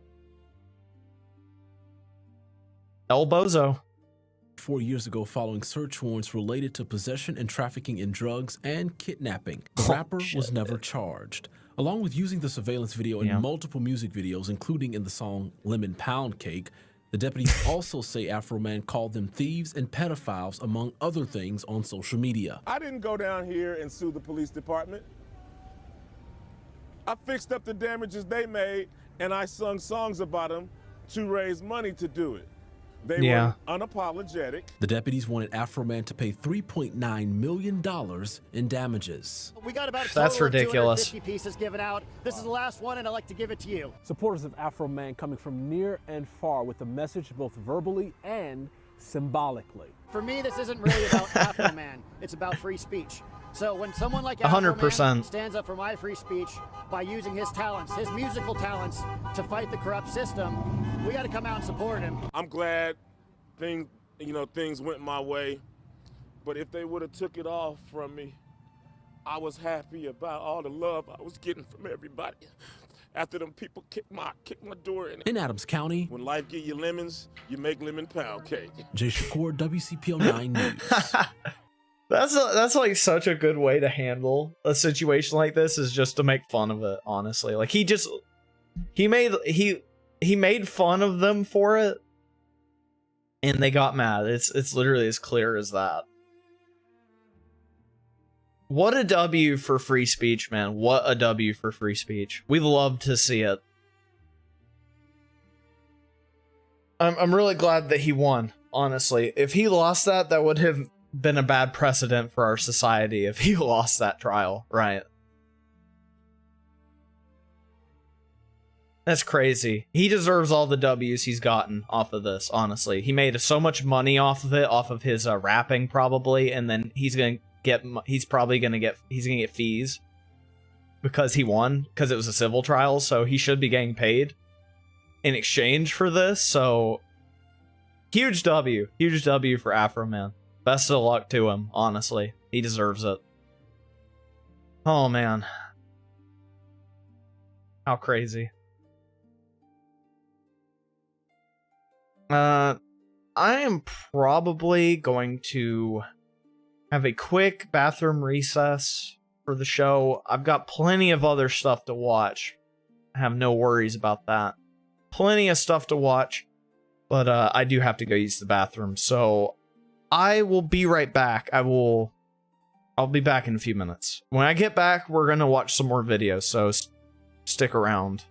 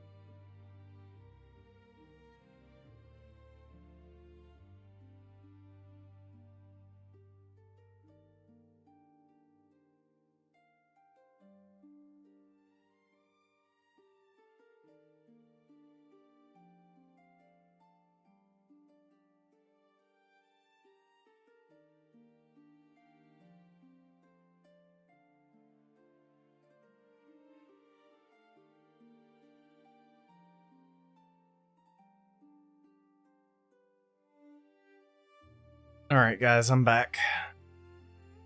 Let's see, where were we? We just finished watching the Afro Man stuff. Let me see what else I've got on the. What else is on the menu for today?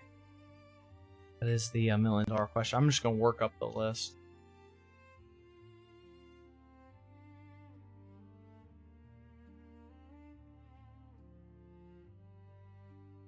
Oh yeah, there was a Tim Pool video I wanted to watch because it really interested me. I watched like the first like 10 seconds of it. Apparently he's talking about like a violence incident that happened not too long ago. It was a couple days ago, I guess, when he covered it anyways. I kind of want to see what it's about. We're going to watch it. Alrighty. So I will move myself over here, like so. I will move myself over here. Let's see what he's got to say. This video trying to find out more information, and I have been unsuccessful. The video is from a local basketball game. It appears to be either high school or middle school, but I think it's high school. In this video, a young white male in the middle of the game is picked up by a larger black male and slammed onto the ground. Now, the original video that I saw was posted to Instagram. This video is now going massively viral on X. The Instagram video post says that no charges were, or I should say charges were dropped. The case was dropped. He had suffered torn ligaments, and it's resulting in a massive outcry.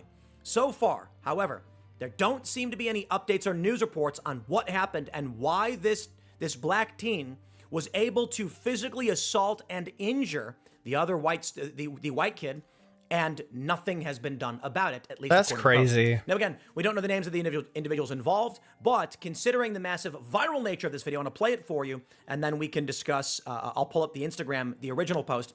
I instructed my team to try and look into this, see if they could find anything, and we haven't been able to find any key details, but here's the video in question that is going on. All right. Let's see what happens here. Oh, what the hell?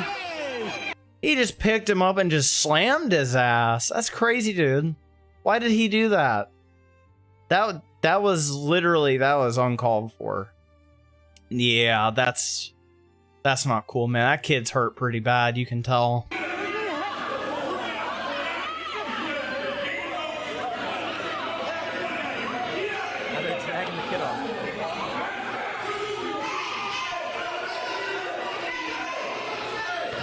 What the hell? The kid apparently was pretty seriously injured. I don't mean seriously in like life-threatening, but torn ligaments. It's gonna take you out for some time. I want to play it again for you just in case anybody missed anything, and you know, we can play it a little bit slower. So they're playing basketball. The kid's got the ball, and the dude just grabs him and then swings him around for no reason and slams him on the ground. Bro thought he was playing WWE instead of NBA, I guess. What the fuck? Dude, that's insane. Look how hard he slammed him on the ground, too. Like, that's crazy. That was totally on purpose. Like, you cannot tell me that was not on purpose. It looks like his right knee, coming over the left, hits the ground and bounces off of it. Ooh. I'm not sure if that is the knee that he injured. That's but he crazy. remains laying on the ground, writhing in pain. Now, my friends, I do have this Instagram post for you, and this is where I originally saw it, posted 6 days ago. It does not have that many views at all, but it is starting to make its way on X, where it's got 1 million views. 1 million. I didn't want to post it on X myself because we don't have the full details, but here's what Bentley is the best 13 posted on Instagram. Well, here's the video of the incident that occurred on September 4th, 2025. As a lot of y'all know, I was out on crutches for a while and tore ligaments in my right knee. So again, it looks like his right knee comes down, bounces off the ground. Today I had my court case against this kid, not going to name. Shockingly, the case got dismissed. I'm in complete shock, and sadly, the family left the courtroom laughing. Of course they did. If anyone wants to save and share this video, go ahead. This is what real injustice looks like, guys. You want to talk about injustice? I mean, this is it. This kid gets blatantly, I'm sorry, that is blatant assault.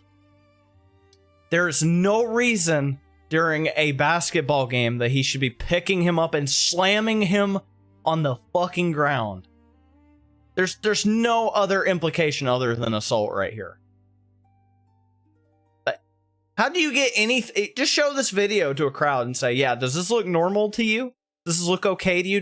What does this look like to you? And they're all going to say, yeah, this just looks like blatant assault. Why is he picking him up in a basketball game? What is this?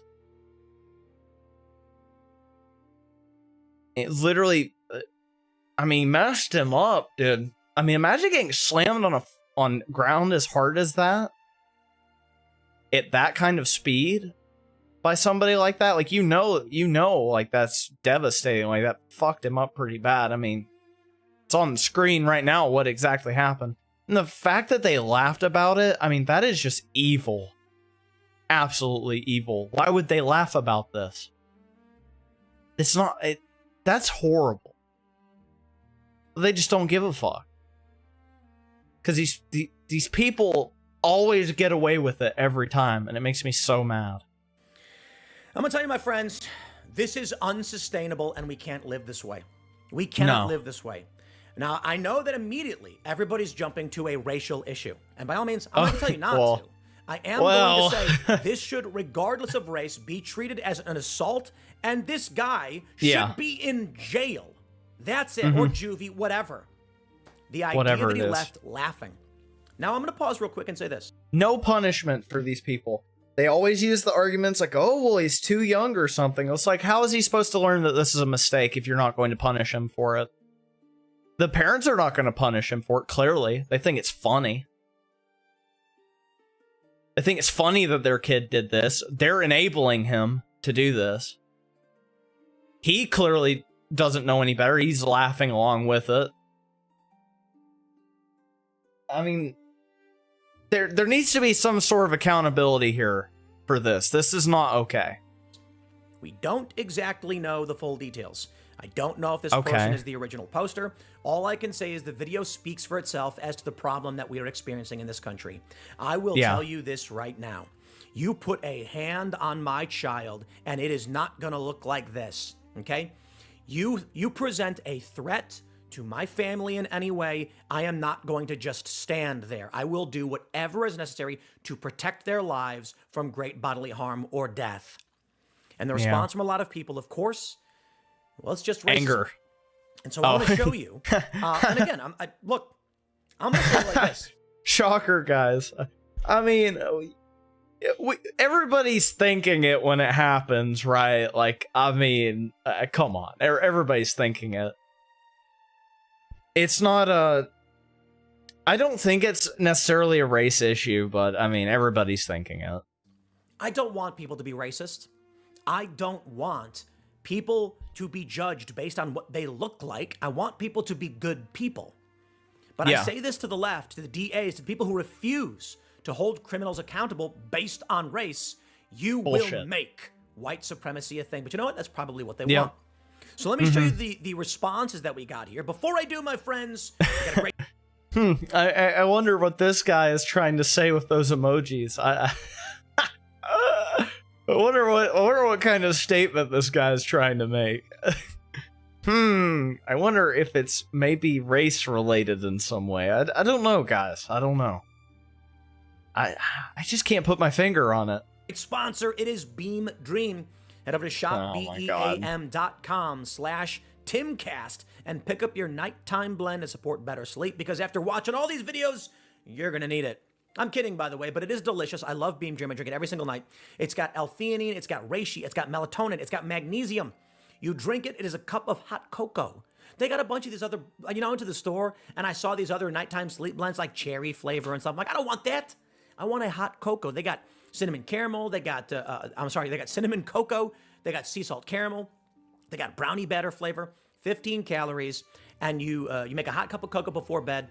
I think the hydration and the magnesium really helped me the most, but I recommend it. Go to shopbeam.com/Timcast. You will get up to 40% off. And guys, no joke, I absolutely love this stuff. I've seen real results from it, and I am honored to have them sponsoring my videos. Look, when they first reached out, I was like, yeah, sure. I don't know if I need this. I'll try it out. And it has been so massively beneficial to me. I've just felt so much better. I want some coffee right big now, fan. man. I'm getting tired. So definitely check it out. I'm actually jealous. I wish I came up with it. Guys, you rock. Beam Dream. Let's take a look at some of the responses you get from Libs Hate Us posting this video. Over Oh, a boy. million views. That was the Grok trying to break down the news for it. 1 million views. Someone made the Netflix version, in which it is a white student attacking a black student. Because this... That dude, let's be real. If the roles were reversed and it was a white dude that did that, or if it was a white kid that did that, that's like instant jail time. Like, just saying. I guarantee that kid would be going to prison over that shit. If it was a white kid, I guarantee it. This is the commentary on... Look, I'll put it like this. People have been complaining for some time. You'll get an ADD commercial where it'll be like, don't let burglars break in, and the burglar's a white guy. And everyone's just like, oh, come on. I'm going to pause you right there. What are they supposed to do? Just make every commercial about a burglar a black guy? You're not going to do that, okay? So I tell these people, like, I get it, but chill. How about they just don't show the face of the criminal? Then people... Yeah, that would probably be a little bit better, because it's always... it's bad either way you go about it. Because, like, there's two sides of it, right? Because, like, you do a black guy, and it's like, yeah, okay, yeah. We get what you're trying to say there, but then if you do it to be a white guy, like, they just make it so easy to base it on race. And it goes both ways. It's always bad. People are going to complain, because no matter what, people are going to point out that young black men are committing a disproportionate, overwhelming majority of violent crime, and so that's the trope you expect to see, which creates a great, it creates a challenge in, like, is that he's what right. we're going to perpetuate? Man, there's no easy answers. There's no easy answer. No. This guy Zori says, generalizing an entire generation of skin color erodes the very fabric of any society. Pakistan's own experience shows that inclusive education and mutual respect are the only paths to lasting progress. Prejudice benefits no one. Tell that to the black kid who attacked the white kid. Exactly. That's just it. It goes both ways. Got tons of racist black people attacking white people. It's just a reality. Yeah. Don't get me wrong. White people can be racist too. We all know it. But Of course. we have to stop pretending like, or I should say the left should stop pretending that people can't be racist unless they're white, because that's stupid. Yeah, people act like that's their whole narrative they go with. They're inadvertently being racist by just saying, like, a lot of this stuff about white people. Like, they say these awful things about white people all the time. They're trying to push white people out of society in favor of these other races of people. And that in of itself is racist, right? Because they are generalizing based on race. Exactly like this guy said. It literally goes both ways. It goes every which way to judge somebody based off of race, or say, like, generalize based off of race. That is, especially in a hateful manner like they do, it's always racist. Because that's another thing too that people have to remember about racism. It's in hatred of the other race. These people hate white people. They do. Make no mistake, like these Democrats, they hate white people. If you see what kind of policies they push for, they 100% do not like white people. They think specifically white men are evil. And it's just, it goes both ways. Black people can 100% be racist towards white people. They are. A lot of black people are racist towards white people. It's stupid. And to pretend like they're not is delusion. Stupid. Then there's the viral clip from Scott Adams. Oh boy. The best advice I would give to white people is to get the hell away from black people. Just get the fuck away. Wherever you have to go, just get away. That's all tough for me, because Nick Fuentes has that viral clip where he's talking about he says any self-respecting man wouldn't bring his wife and child around a black neighborhood, and he says that is not to say that an individual black person is bad or that we should treat them any differently, but when you look at where high crime is and violence, it is in these areas. And well, is he wrong? Like, I'm gonna say it again.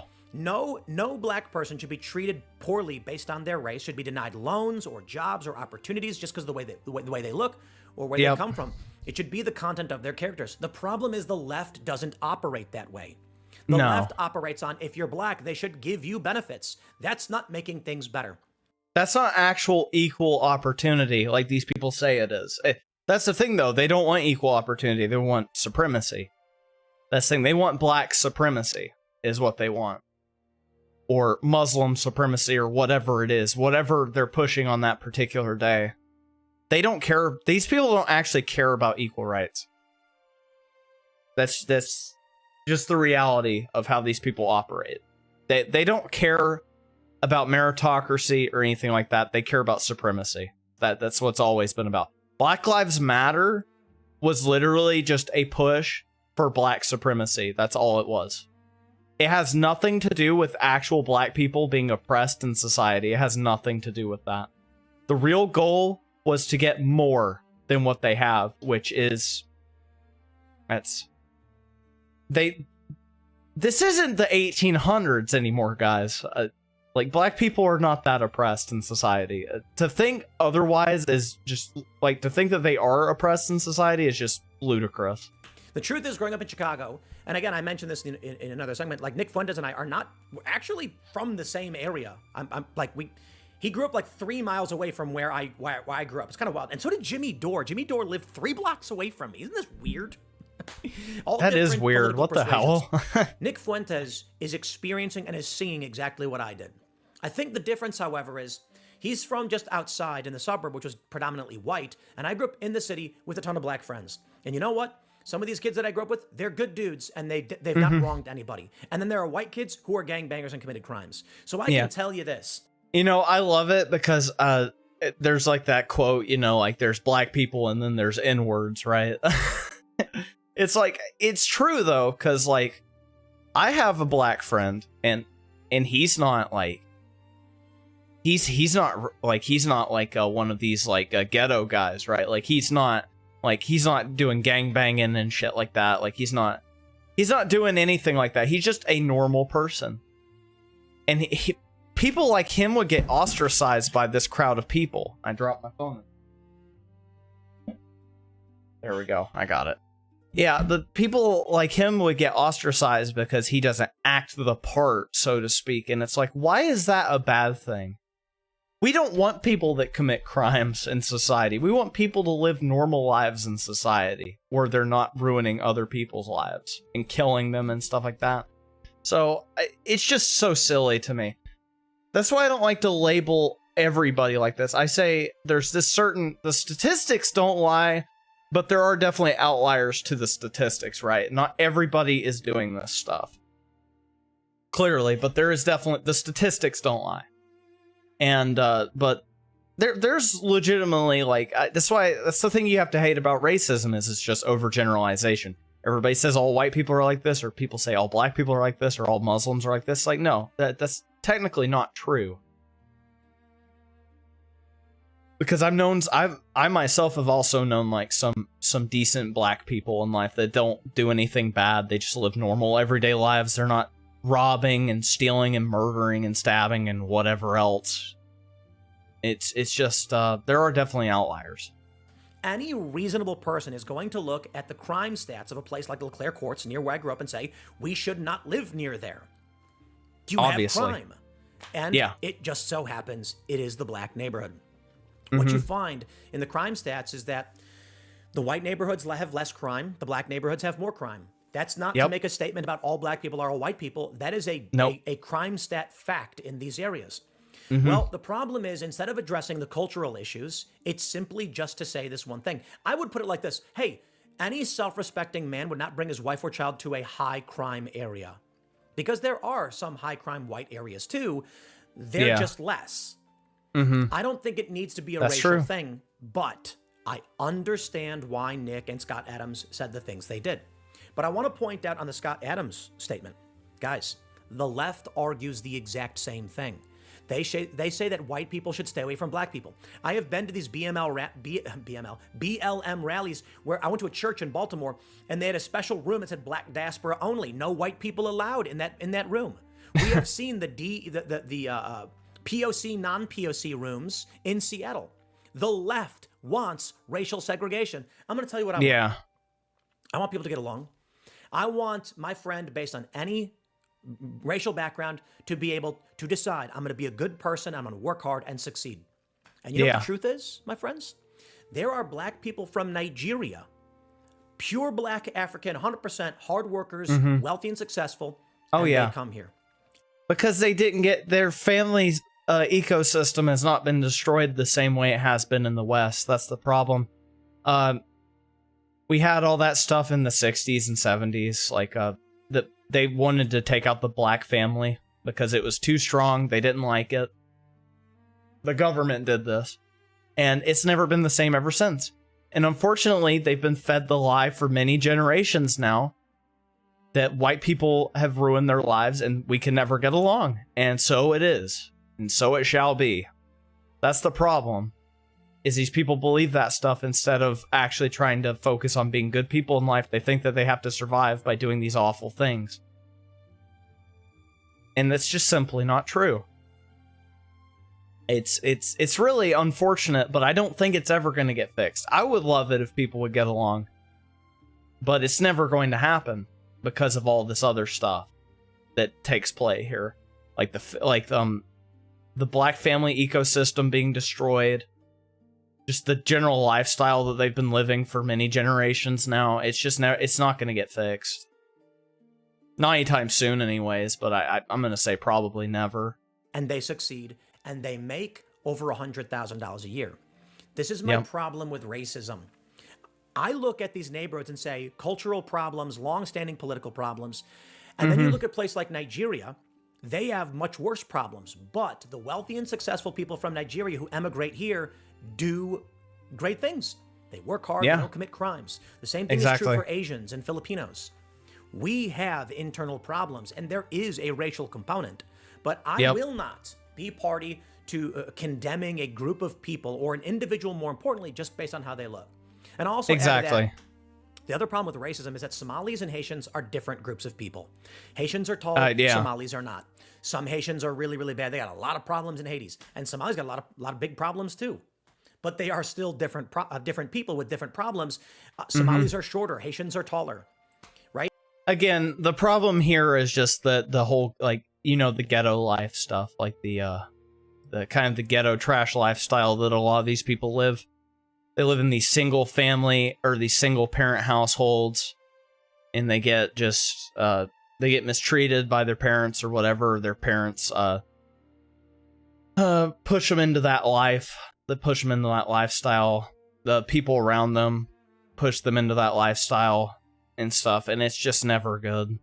And it's hard to get out of it. It really is hard to get out of that life because they get told that they're going to amount to nothing. And this is what they're going to do for the rest of their lives, is they're going to have to be running away from the police and the white man and all this other shit. It's that's the problem that we have here, that they don't have so much in other countries. It's just this kind of ghetto lifestyle. There is a skin color, similar skin color. I don't think that we can build a system of laws that benefits anybody based on race or discriminates. And the Democrats have consistently done both. So when you let criminals out and they cause problems, you will get more problems and more racism. And I think that's what they've always wanted. I think the Democrats have never abandoned their racist views. And the Democrats, the party of slavery and Jim Crow, just adapted their strategy and said, how can we make white people hate black people? And so it's conspiratorial. But you look at this video. You look at this video of this white kid getting attacked, and what do you get? You get a comment where it says, your white children deserve better. We shouldn't have to be around them. That's sad to me. Them. It really is. Yeah. It's sad to me. Because I understand the crime stats. I understand this. But, there's a young Clarence Thomas out there. He's going to change the world, and you will love him. He is going to do great things, and he will sit in the Supreme Court, and he will make this country stronger than it's ever been. There is Frederick Douglass. There is a young Thomas Sowell. The race did not determine this for them, and maybe even held them back. A young Herman Cain. Talk about a legend. I shouldn't have to name drop black people to explain that individuals can be fantastic, and race should not be the determining factor. Think about a world where you have all the Herman Cains and Clarence Thomases. They have big families.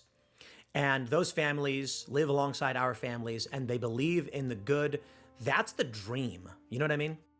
It is the dream, but again, we have to do away with all these other ways of life that that surround us that are not healthy for society.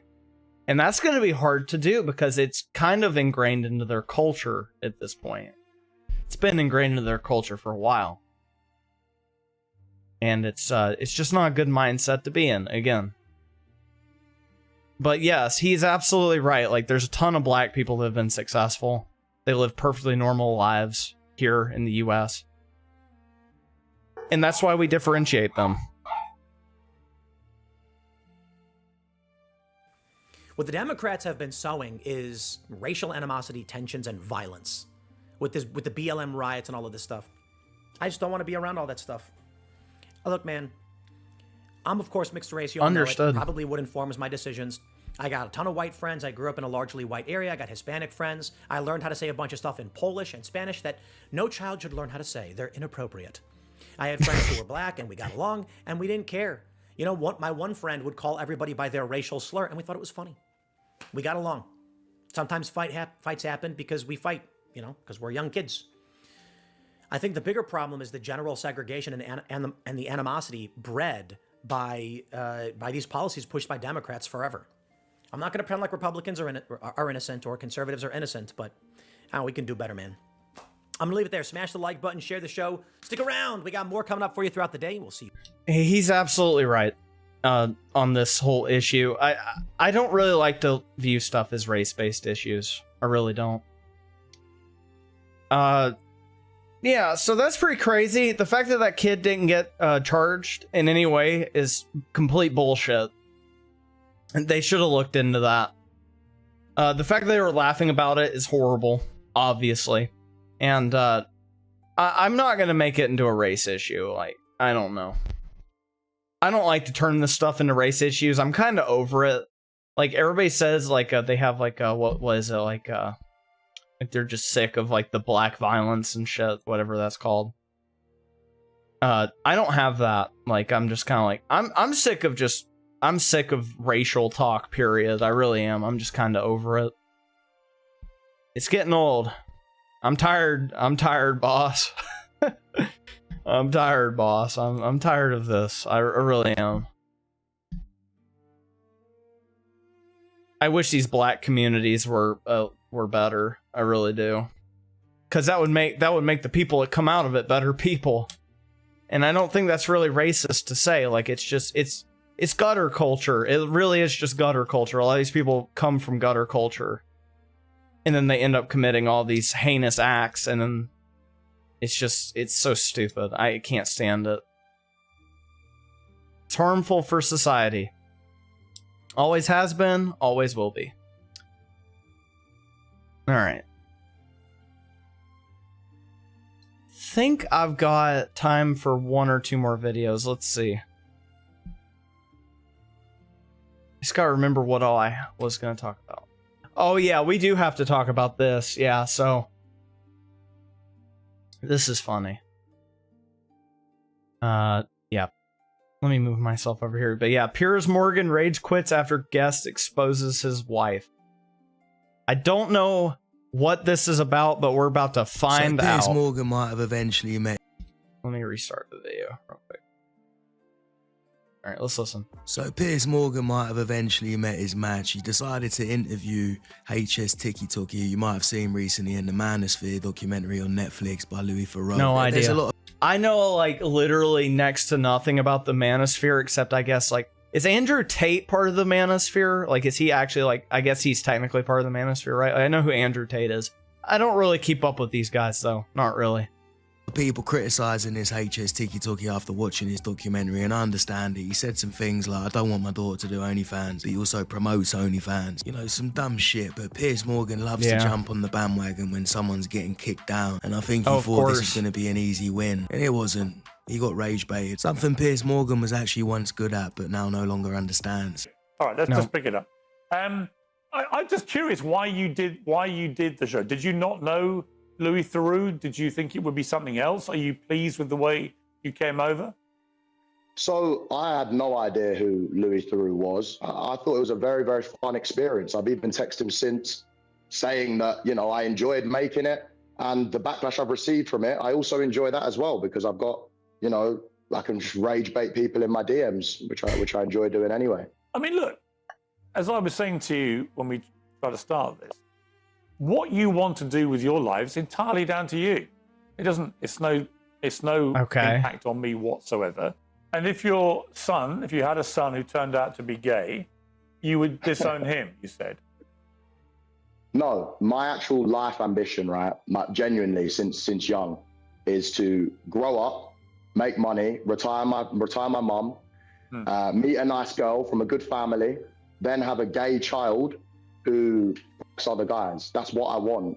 So I genuinely want that. I also want him to go out. That's one life goal, I guess. Okay then. Out on the weekend and put makeup on, and you know, dance around in the gay strips. Listen, no, I want that. I can hear your fan base cheering you on. I know what you're doing. It's the double down, treble down. In fact, I saw some of your posts. I just can't stand how Piers Morgan talks, dude. He sounds like he's going to gaslight. Like, he sounds like he just gaslights people all the time. I don't understand his inflammatory way of questioning people. That's how he talks all the time. It just drives me crazy. On social media before you did this interview, I'm going to own everything. I'm going to double down. I'm going to play that game. Fuentes did that a bit with me. And you know what I think? Oh, and you know what happened when Fuentes did that with you, Piers Morgan? He made you look like an idiot. So let's see him do it again. Let's see this happen again. Well, there's not a game. By the way, I'm not your bro, Harrison. Call me Piers. I'll call you. What, you don't want to be my bro? I don't really want to be your bro, mainly because I have two bros of my own. One of whom was an army colonel, and one of whom is an excellent man as well. However, let me just ask you what you said in the documentary. You clearly actually would, by your own admission, disown a son who said they were gay. And yet your mother, you said, hates people that are racist, sexist, homophobic, and so on. Why be so brazenly homophobic? If your own mother, who you clearly love and respect and care about, if she's so against that, why would you be so happy to be brazenly homophobic? I wouldn't say I'm homophobic. You would disown a child for being gay. That's about as homophobic as it gets. That's your opinion, and in my opinion, that's not homophobic. It's a fact of what homophobia is. Okay. You have different beliefs. I don't care what your belief is. If you grow up, we don't actually. You'll work your whole life. We both come from the same belief, which is we were brought up by mothers who did not share this view. So actually, we're very similar. It's just you've taken a weird turn where your mother, who hates homophobia, has got a son who actually thinks it's perfectly okay to say you would disown your own child, your own son, if they said they were gay. And would you be happy if you raised your son and your son came out gay? Would you be happy, Piers? Would you be happy, Piers, if you had one child, one son? Care less. You wouldn't care? No. Okay, then that's your beliefs. Me and you have totally different beliefs. This is so silly, dude. Like, Piers Morgan does this. He just like dances around questions all the time. It's just I can't stand it. I know that you're trying to double down on this point. But Harrison, why do you think your belief does not constitute homophobia? Piers, we can all have a push and a shove. You might not agree with some of my points. I don't agree with some things that you do and the way that you act. That's fine. And I don't need to go into them. But if you want me to, and you want this to turn into something that it doesn't need to be, then we can all have a push and a shove. Piers. Of course he wants it to be something that you don't want it to be, because that's how he gets clicks, is he gets these controversial conversations with people. That's how he does. He's going to push and shove you into debating him. That's how he runs his show. I'm genuinely interested in how you felt this Netflix show went, and the things that Louis Theroux had you saying on camera. What I do with my children is up to me. Of course. Okay? Of course. I don't agree with you going to Epstein's Island and having freak-offs with Ghislaine Maxwell and the rest of them. But I don't need to bring it up because this is about misogyny and everything like this. Harrison, Okay, I don't agree with that, just sir. to be clear, Freak-offs on the island. Yes, nor do I. And as is a Are you stated sure? fact, Are you sure? do you want to keep doing this? You'll make yourself look very stupid. Are you sure, Piers? That I've never been to Jeffrey Epstein's island. I'm 100% positive. I never met the man. Never went to his island. I met Ghislaine Maxwell for 5 minutes at a book launch. If you've got any supplementary Mentioned a lot of times. no problem. A lot of times in there, sir. I have no problem. You're not, I don't think, if I say this very respectfully, I don't think you're very well informed about things like that, or you wouldn't go there, because it's... Why are you in the files? Why don't you check the 27 references to me in the files? Why are you in the files, sir? Very close to these types of people. Go and check. And all your followers, you can. The great thing about the Epstein files, you can put somebody's name in, and you can like see to compare everything me that comes to up. Tate and Myron and everyone else. So, Harrison, because my name is close to them in the manosphere. But if I compare you to Epstein and Maxwell, you have a clear problem with it. He's calling out his hypocrisy so hard right now, and I fucking love it, dude. It's so funny. He's going for the throat with this shit, dude. I don't even know who this guy is, and I already like him, because he's just shit. He's tearing him to pieces right now. He's acting like kind of cool there for the first couple minutes, and then he saw what Piers is doing, and he's like, nope. Oh man, this is crazy. Sir, you compare me to Myron and all the others in this homophobic, misogynistic, whatever world. I'm comparing you to Epstein then, because you're in his files. Harrison. Exactly. You're making yourself look an even bigger idiot than you did on the Netflix show. Oh, really? Really? Yes. To people like you, sir, I don't mind that. You make yourself look like an idiot every single day when your wife is at home posting pictures that you're out and she wants to get used like a toy by a big black man who is cleaning her car. Is that why you have a problem with me? Is that why you're pushing this homophobic narrative? Because I'm the big black man that shit your wife while you are on holiday. Okay? We can all have a push and a shove, sir. Let's go back to talking about the documentary and less of the homophobia. Do you know what? Here's what I think about you. I watched the documentary. I think you're a fucking idiot.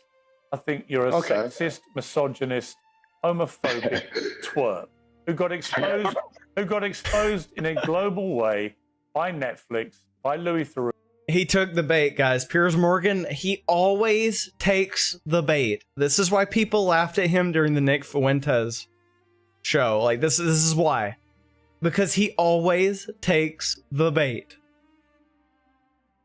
He gets clowned on his own shows constantly, dude. Like, I can't believe he actually fell for that. That's insane to me. He doesn't realize. I don't think Piers Morgan realizes, because his audience doesn't realize, because they eat up what he says all the time. But it's like, dude, you're not doing yourself any favors by saying this shit. Like, this guy just made a clown of you. He just pointed out your hypocrisy so easily. And now you're just proving his hypocrisy by saying the same shit. That's why he's laughing at you. That's why these guys laugh at you when they're on your shows. Just stop. You just need to stop doing this. It's not a good look. For what you are. You're a little half-wit, and you'll make your little followers don't get rattled. Have a little laugh Don't get and everything rattled. else. But I don't see any point wasting. There's no point me wasting my time talking to you. Is there? What's the point? Exactly. No, do you know what? Let's chill it down then, because what I just said, there's 50 more things that we can have a stupid back and forth and try and one-up each other. I don't just care talk about to me your silly normally. insults. Talk to me normally. Talk to me normally. I don't care about your silly insults. But what do you mean you don't care? What do you mean you don't care? What I said is facts. I have a picture of it. I can flip it around and show you right now. I couldn't care less about your silly little insults. It's like a 2-year-old. Oh shit! He's looking something up on his phone. A 2-year-old. Listen, sir. I don't know why you come on and you talk like you're holier than thou. As soon as you're away, all right, who's this?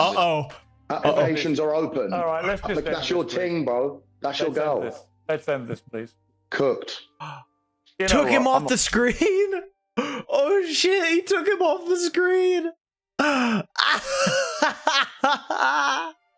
do this. Sorry, guys. It's pointless. He just walked off the show. What?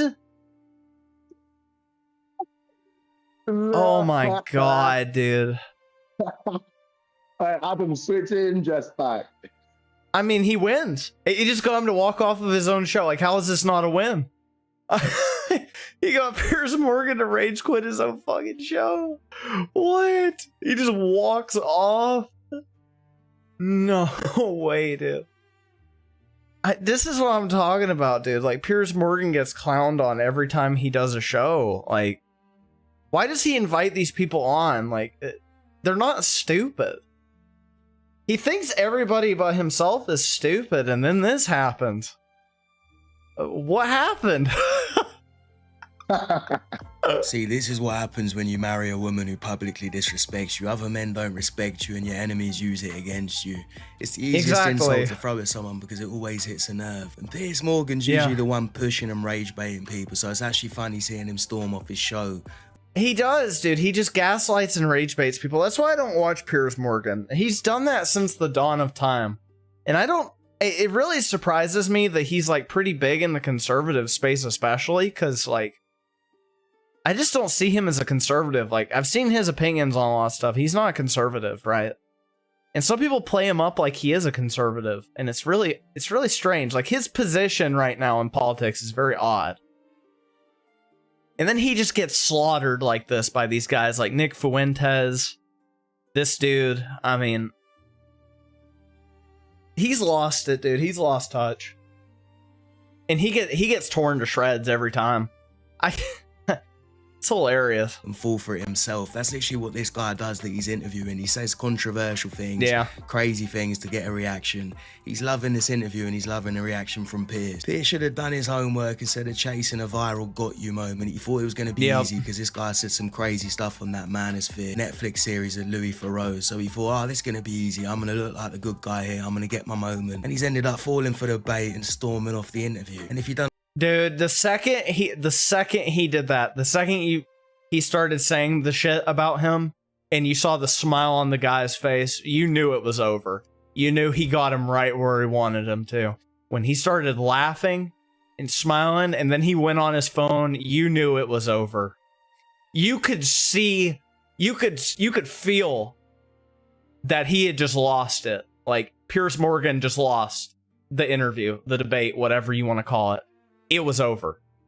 The shift in energy in the conversation, it was done. When he started going to just pedantic little insults, it's done. And this guy is like, oh, yeah, well, I got some dirt on you. He fell for it. The moment the Epstein files got brought up and Piers Morgan went off, calling him a misogynist and stuff, you're done, dude. You're done. This is why people make fun of Piers Morgan on a regular basis, because he falls for it a lot. Know about his wife. Here's some of the weird stuff that she's done. But you must go into this marriage sabbatical, I'm guessing, with a lot of boundaries and from a very strong position in the first place. Yes. I think that I having thought that I had sort of invented the idea, a quick Google told me that this is apparently quite a big thing in America and also Australia, funnily enough. So you've got lots of therapists actually advocating this for people who are bored of each other or whatever the problem may be. 6 weeks. That's called getting a divorce, I think, is what that's called. If you're bored of each other and you're seeing other men. Now, I'm not gonna personally comment on that relationship, but I'm just saying, that's like grounds for, like, you know, when you get bored of each other to the point where you're seeing other people, you should probably get a divorce. Just saying. Just a helpful piece of advice. That's what that's saying to me, is y'all probably don't like each other no more. Marriage sabbatical, yeah, we all know what that means. This is his second wife, so he probably can't be bothered to get divorced and lose a bunch of money again. You just got to put up with her disrespect. She posts things on Instagram like this. This is what that HS TikTok was showing on the interview. It says applications now open. And she's posted, wanted pool boy, no experience needed. And then she's posted this guy in Speedos saying, when the husband's away, Mr. Sud comes to play. Yeah, see, like, people are going to use this against you if your whole identity on the internet is, oh, I'm this base dude that has this show where I gaslight people or I catch people in lies. And then you try to walk this back. I mean, it's just a bad look, man. You're done. You're done. Sorry. You can't sit here and act like you're based and then like somewhat conservative or whatever. I don't even know what Piers Morgan is. I can't ever tell because like the shit he says is just so stupid sometimes. But it's like you're not based. If your lady is going out looking for other dudes to fuck around with, yeah, that's not very based behavior now, is it? That's not. I wouldn't exactly say that's good. Especially if he is like. I don't know if he's Christian or not. If he's Christian, that's even worse, right? I don't know what the fuck he is. Because I don't watch Piers Morgan a lot, because I just can't stand him all that much, I'm gonna be honest. But this is because of this right here. This is exactly why I can't stand watching him. But, yeah, he just got caught red-handed, basically. You know, let's not take the piss here. I certainly wasn't. Well, I think you are. Who is Piers Morgan's fellow journalist wife, Celia Walden? The couple first met when they interviewed her for a GQ photo shoot. They started dating while he was still married and got hitched 2 years after his divorce. If you meet another... Nah, yeah, so he's just that guy then. He just doesn't give a fuck. He's not loyal from the looks of it then. Wow. That's, man. That would be ironic if she, like, went out with another dude while he's that would just be irony, if anything else, right? If his wife was doing stuff with other men after he did that, then that's just irony at its finest. A woman through having an affair, you're always gonna have a little doubt about her, thinking, oh, maybe she could do that to me. Piers Morgan reveals his wife Celia Walden has forgotten their anniversary 9 years in a row. She don't give a fuck about it. She didn't even change her name. Piers Morgan's wife, that's crazy. Celia, advised to have male friends. Wait, oh yeah, she didn't even change her last name? Oh, dude, Piers Morgan's getting cocked. That's so funny.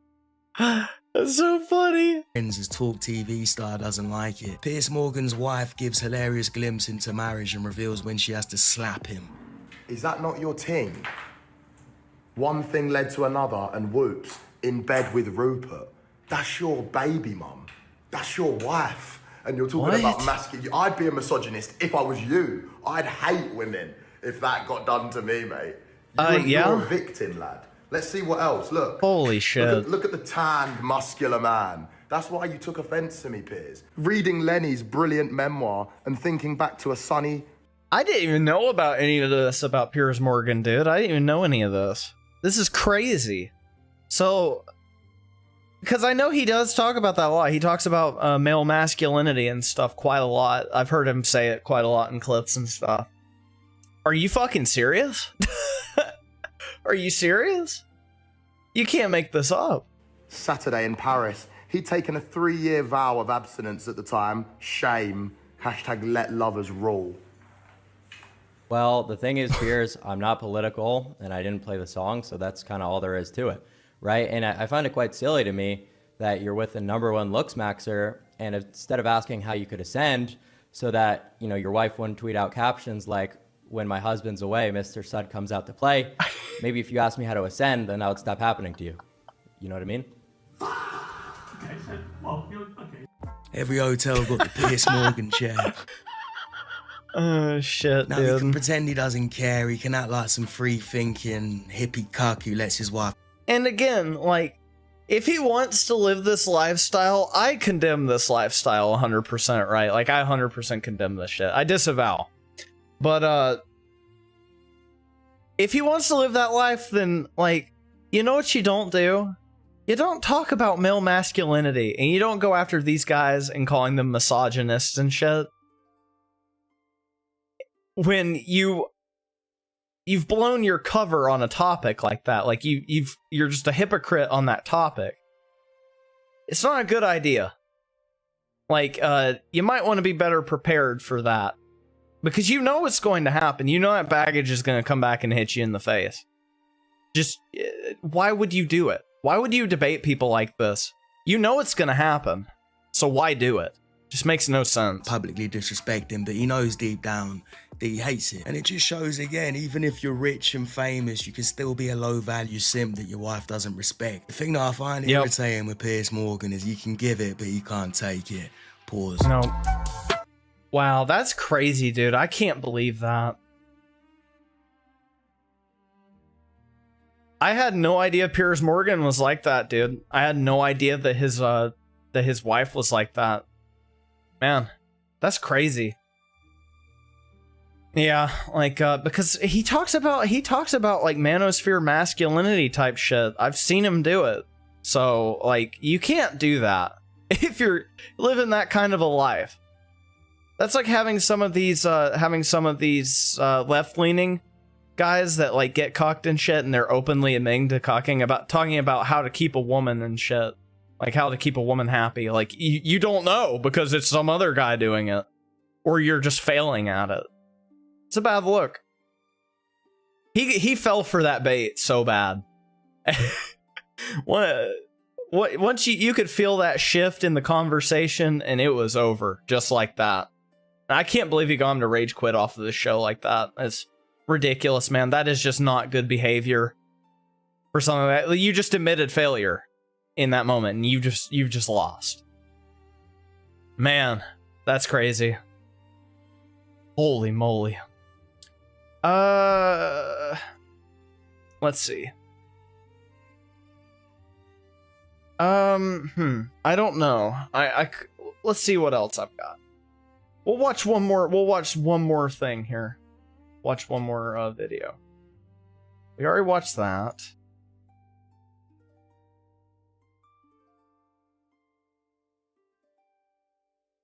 Oh yeah, we're gonna watch David Pakman get torn into now, because this is really interesting too.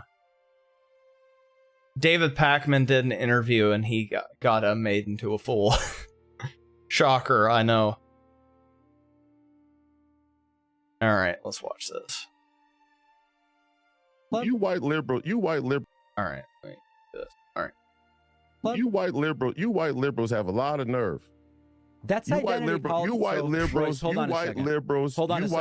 hate when black men vote Republican. You hate when black men say that they like being American citizens. You hate when black men say that we want to have a border. You hate when black men say stop sending our money to the Ukraine. And you go to the WWE politics to try and defend your latent racism. That's what it is. Hold on a second, Royce. Aren't you against identity politics? Absolutely. So what are you talking about white liberals for, especially when what do you I'm mean? a Hispanic? That's your ideology, you dumbass. That's not right. You're not defined as a white liberal, like, as a race. Like, what? He's talking about your ideologies. It's just kind of a trope that people say, like, white liberal, like, white liberal women. Like, what? He doesn't, I don't think he hates white people, or else he probably wouldn't be voting conservative. I don't know. Maybe I'm just crazy. Jewish immigrant from Argentina. Yeah, right, but you have a white liberal ideology. I really appreciate you being on today. Your latent racism is obvious. Make sure you post the interview. Don't be a coward. David Pakman brought on this guy, Royce White, onto his show, and that was the biggest mistake that he could have made because I've seen Royce White before. He's super fucking based, dude. He does not play fucking games. David Pakman on his own show got absolutely demolished and embarrassed by Royce White. Let's get into this clip here where David Pakman absolutely got destroyed by this guy and absolutely embarrassed. And you could see the look on Pakman's face that he knew he was getting destroyed. He knew he was getting embarrassed. Let's check it out. Societal-wide basis. Okay. I don't want to use all our time on this, but it sounds like we're not going to get any more examples, and the audience can kind of judge that for themselves. Yeah, you can pick anybody you want. The whole Me Too movement was based on the claim that we should believe all women. Do you think we should believe all women? Well, let's see what he says. We've already talked about. It's a completely different question, and it has to do with what is the responsibility of police Wait a second. It has nothing whatever. Wait a second. It's not a different question. It's not a different question at all. It certainly does, because there are fundamental rights of being an American citizen, one of which has always been the presumption of innocence. Number one. So there is complete merit to bring it into question when we talk about American citizenship. Royce, you understand that when police investigate crimes, they investigate crimes, but that doesn't take away the presumption of innocence in a court of law. Like, this is basically... It does in the court of public opinion, though. That's the problem. And people still lose their jobs and shit over stuff like that, over rape allegations and stuff. You fucking idiot. It doesn't matter if police investigate it. It literally does not matter. And it doesn't matter if they're presumed innocent in a court of law, because everybody else hears that stuff and they presume that you are problematic and they do away with you. That is what cancel culture stems from. Doesn't matter what the courts say. The courts are just there to remedy if you go for a defamation suit or something like that. Or if they go for a criminal investigation on you for whatever accusations it might be. But in terms of the public eye, it doesn't matter. This is disingenuous. Legal stuff, Royce. No. It takes away the presumption of innocence in the court of public opinion. But this is crazy. Exactly. It takes away the presumption of innocence in the court of public opinion, which now in today's world can be just as dangerous as the opinion in the court of law. And exactly. Again, 100%, 1000%. It can be more dangerous because you think about what happened to Johnny Depp. I mean, Johnny Depp is like one of the biggest examples and most mainstream examples. This stuff happens so often for anyone who has any sort of platform, whether it's clout, followers, money, whatever you have. This happens to people all of the time. And the worst part is it happens to everyday random people that don't have the money or the resources to be able to combat it in the courtroom or in the court of public opinion. It happens all the time. And, you know, if you're Johnny Depp, you have millions of dollars already, and as long as he didn't blow the money, then he would have been okay. But for these random people who are losing their 9-to-5 jobs, they're not okay whenever they're falsely accused of things. These normal people who get thrown in jail and don't have the money to get the best lawyers in the game and don't have the followers to cause an outrage on social media for them to be being falsely accused, they just get screwed over. So 100%, what David Pakman is saying is completely wrong, and what Royce White is saying is completely correct. The court of public opinion is almost as dangerous, if not as dangerous, as the actual court of law now. Claims are 0.02% of all sexual assault claims. According to you. According to crime reporting from police departments all over the country. According to you and the police departments. According to you, then why don't they bring more claims? Who? Why don't more make it to the courtroom? What claims? Because they lack evidence. What if the censored medicine that saved millions during the pandemic was being made mostly in China today? Oof, it's true. About 80% of the world's ivermectin supply comes from Asia, but not at the wellness company. Introducing American-made ivermectin. It's safe, it's trusted, it's tested, and it's produced locally in Florida, not China. Ivermectin has been prescribed globally for more than 30 years. And get this, it even won the Nobel Prize in Medicine for its proven ability to eliminate parasites. But after success treating COVID, and it was a success. It's crazy. Like, ivermectin is actually like it's really good for people. People call it horsewormer and shit. Like, I remember there was that whole thing with Joe Rogan back during COVID where he had that stupid CNN doctor on and they argued about the like ivermectin being like horsewormer and shit. They kept calling it horsewormer. It's good for a lot of animals, honestly. Like, it's good for us too. Emerging research shows the wonder drug can help with everything from rosacea, arthritis, and even cancer. Most pharmacies charge $5 a tablet for 12 milligrams or less, but the wellness company is offering a higher 18 milligram dose for just $3.50 per tablet. You'll get a 6-month supply of 84 tablets, all at an unbeatable price. Support American medicine and Patriot doctors, not China's supply chain. Get your US-made ivermectin today at twc.health/reloaded and use code RELOADED to save $30 off plus free shipping for US residents. Let's go. We got you a code. Thank you to the wellness company for sponsoring this video. The reason why police departments say, first of all, again, you're trying to sidetrack me and you keep interrupting me. You brought me on your show. You created this sidetrack. You brought me on your show. You brought me on your show. He didn't bring you on his show just so he can hear what you say. He wants to step all over you. That's the only reason why you're on his show, because that's how David Pakman operates. He just steps on all of his opposition and just tries to talk over them and shit. That's all he does. He can't have an actual civilized debate. It's just got to be an argument the entire time. He's got to be hostile the entire time. And we're not you asked talking me about a question about women. About. I'm answering a question about feminists in the feminist movement. Hold on, Royce. The point is when you assume that all women are telling the truth or that we should believe all women on face value, by default, I don't know anyone who has said that. The whole movement of the whole Me Too movement was based on this idea that believe Believe all women. Yep. That's exactly how it started. People seem to forget this, or they play fucking stupid about it, but that was literally their motto, was believe all women. That's their whole thing, and they still run on that today. But he's pretending like now, because he's got no argument against this, because this is fact. He's trying to obfuscate the question and trying to just throw out these random facts and witticisms to try and throw him off on this subject, so he'll go to something else. That's exactly why he's doing this. All women. That's your assertion. I don't believe that to be true. Oh, okay. Well, it's literally fact. Decide then. Let's go to the next question. Trust but verify is the view that I've always had. Believe all women was the...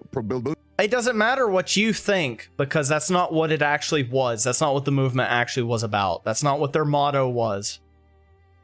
They don't care about trust but verify or anything like that, and that's still stupid. I'd say verify then trust. Trust then verify is just assuming that you automatically trust whoever they said, which I don't know. Maybe he means like trust and verify as in like trust the person. Like what does he mean trust then verify? Like who is he trusting? Because again, it's all like he said, she said stuff. So who is he immediately going to trust? The victim, the supposed victim, or the supposed the criminal in this circumstance? Like, it's still stupid. Like, I'd say verify then trust. Like, if anything, but whatever. I don't know what he means by that. That's just a goofy, like, David Pakman's a weirdo, man. Believe all women was the commercial, widespread commercial. Believe all women was the widespread commercial and cultural sentiment from the Me Too movement, 150,000%. You know, Royce, you sidetracked us on Believe All Women, right? You brought it up out of nowhere. The Believe All Women idea is a part of the claim that women have become mouthy. Okay. Let me ask about a couple of exactly. I will say, in that vein, when women are allowed to say things about men with no boundaries or no constraints whatsoever, and it's culturally accepted across American culture and across political culture, that is, in my opinion, more than a valid reason to be able to say, hey, women are getting out of control. And I do think radical feminists are getting out of control. I should have been more specific. 100%. I thought I was being humorous. You think women are out of control. I got it. No. I said radical. He did not say that. Oh, come on, dude. This fucking guy. Radical feminists are out of control. Be clear. And they are. That's why they're bringing... If you enjoy content like this, then make sure to leave a like and subscribe to the channel. It really does help me out a ton. Let's get back to the video. And their children to drag stripper shows. Let me ask about a couple of things. Do you think that's okay? Do you think it's okay to sexualize children at drag stripper shows? I don't think the children are being sexualized if they go to a drag show. No, I just don't think that's the sexualization You don't think children are being... Would it be okay for me as a grown adult male to... These people are sick, dude. I'm sorry. These people are fucking sick. There's no way you can say that with a straight face. Oh, yeah, it's okay if I take my children to a drag show with a guy that's in drag. What? Why would you... I don't care what kind of drag show it is. Like, why would you take them to anything like that? You're a weirdo. What the hell? Why would anybody do that? Take underage kids to a regular strip club? I don't think they're allowed, no. So why are they allowed to do it in but why aren't they allowed? Royce. Why aren't they allowed? Is it because of the alcohol or because of the sexualization? I don't know the laws around strip clubs. I couldn't tell you. But Royce, if maybe you should learn them though, because you're talking about drag shows. You have an opinion about the drag shows, and you say that's completely fine. Royce, you brought but you have an opinion about. I'm gonna have to mute you. He's gonna mute him now, guys. He's gonna mute him. He doesn't like what he has to say. He called him out. He blatantly pointed out his hypocrisy on that. It's okay for kids to go to drag shows, but not to strip clubs. He just completely caught him in the lie, and now he's like, I'm going to mute you. This guy's such a cock, dude. Holy shit. Royce, I'm going to have to mute you. Okay. You're bringing up topics and then telling me I brought them up. This isn't a way to be interviewed as a He didn't say that. What are you talking about? You told me I brought up Believe All Women and that I brought up drag shows. No, I didn't. You brought those issues No, I didn't say that. They'll be able to watch it back and see for themselves how it went. I didn't say you brought it up. I brought it up. I'm going to bring up every topic I want to bring up. Oh, so you liberals are not going to tell you. Yeah, I brought. He's like, yeah, I own the debate now. This is my show now. I love it, dude. He's walking all over him, rightfully so. He should. This guy is just doing just the dumbest like debate tactics I've ever seen. He's trying to deliberately just sidetrack every single conversation and then blame it on him. Blame it on the guest. It's like, what are you doing? This is the worst way to run a show I've ever seen. Like, what the hell is going on, dude? This guy, like, what is he even talking about? Like, he's not, like, everything he's talking about leads back into the conversation. Very easily leads back into the conversation. He's using examples for stuff, and then you're trying to say that he's ruining the flow of the debate. But it all leads back into what he's talking about. What the hell are you talking about? And then you're talking about muting him? Like, you're so pathetic. I brought up the feminist movement, and I brought up the drag stripper shows as an example. Can we continue the interview? Oh, for sure. He is! You brought up strip clubs. It was recently revealed you spent campaign donations at a strip club. Is that true? Are you... Now he's gonna go for personal attacks. Guys, he can't argue. He just got caught in a lie, so now he's just gonna go for personal attacks. He got blatantly caught in his hypocritical statement about the drag shows and the strip clubs, so now he's gonna go for personal attacks about what he's spending money on. Unbelievable. That's not true.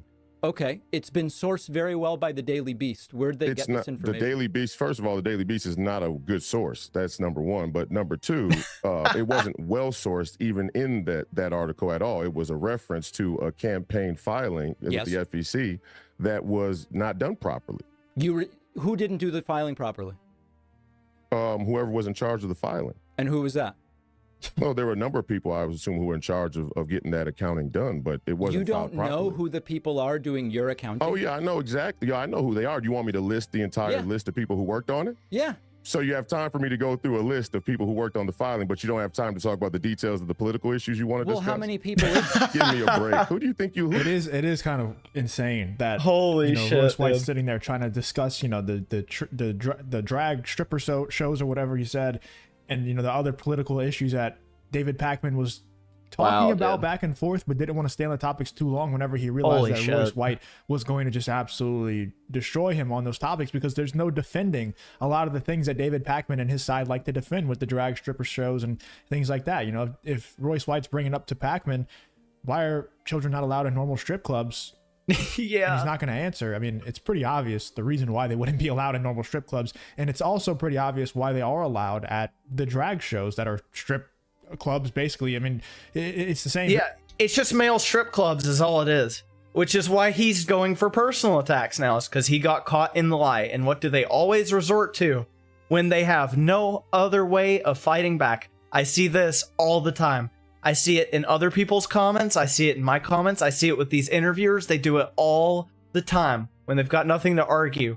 Oh, I'm going to go after this. I'm going to use this information, fake or not. Or I'm going to attack you for your appearance.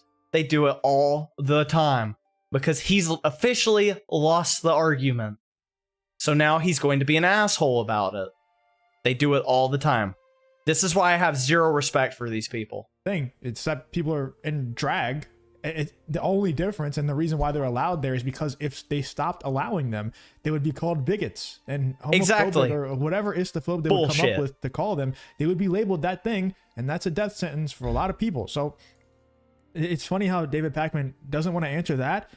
He doesn't want to talk about the actual important topics, because it is an important topic. Of course he doesn't. He wants to branch off into asking about Royce White spending campaign funds at a strip club. That's more important. That's a more important conversation than actual political issues.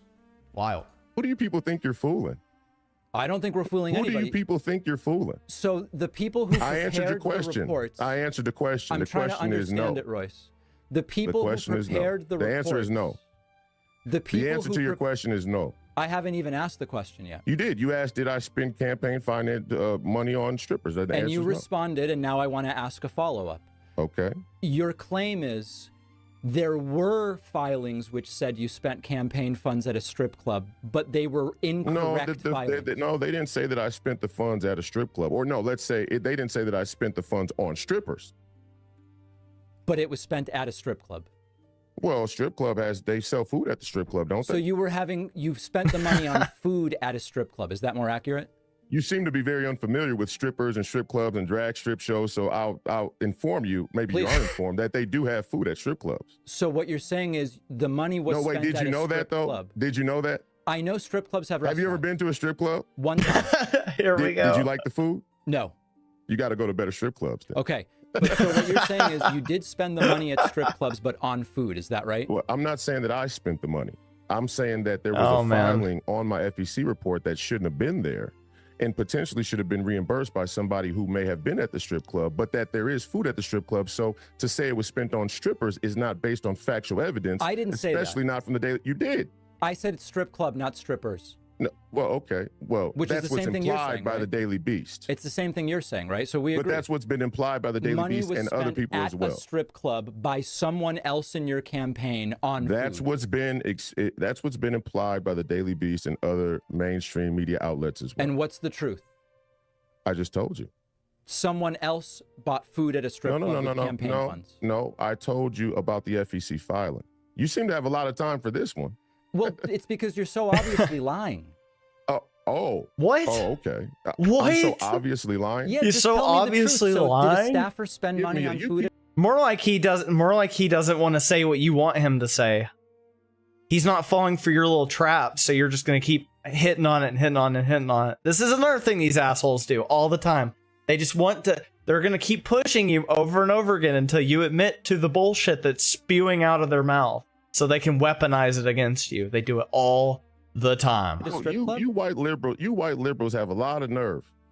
You white liberals hate when black men vote Republican. You hate when black men say that they like being American citizens. You hate when black men say that we want to have a border. You hate when black men say stop sending our money to the Ukraine. And you go to the WWE politics to try and defend your latent racism. That's what it is. Hold on a second, Royce. Aren't you against identity politics? Absolutely. So what are you talking about white liberals for, especially when what do you I'm mean? a Hispanic Jewish immigrant from Argentina? Yeah, right, but you have a white liberal ideology. Look at that shit-eating grin on his face when he says that. Like, what is that? Like, who does that? He's just sitting there grinning. Like, oh yeah, I got him in the lie. I caught him, boys. I got him. For the sake of democracy, I got him.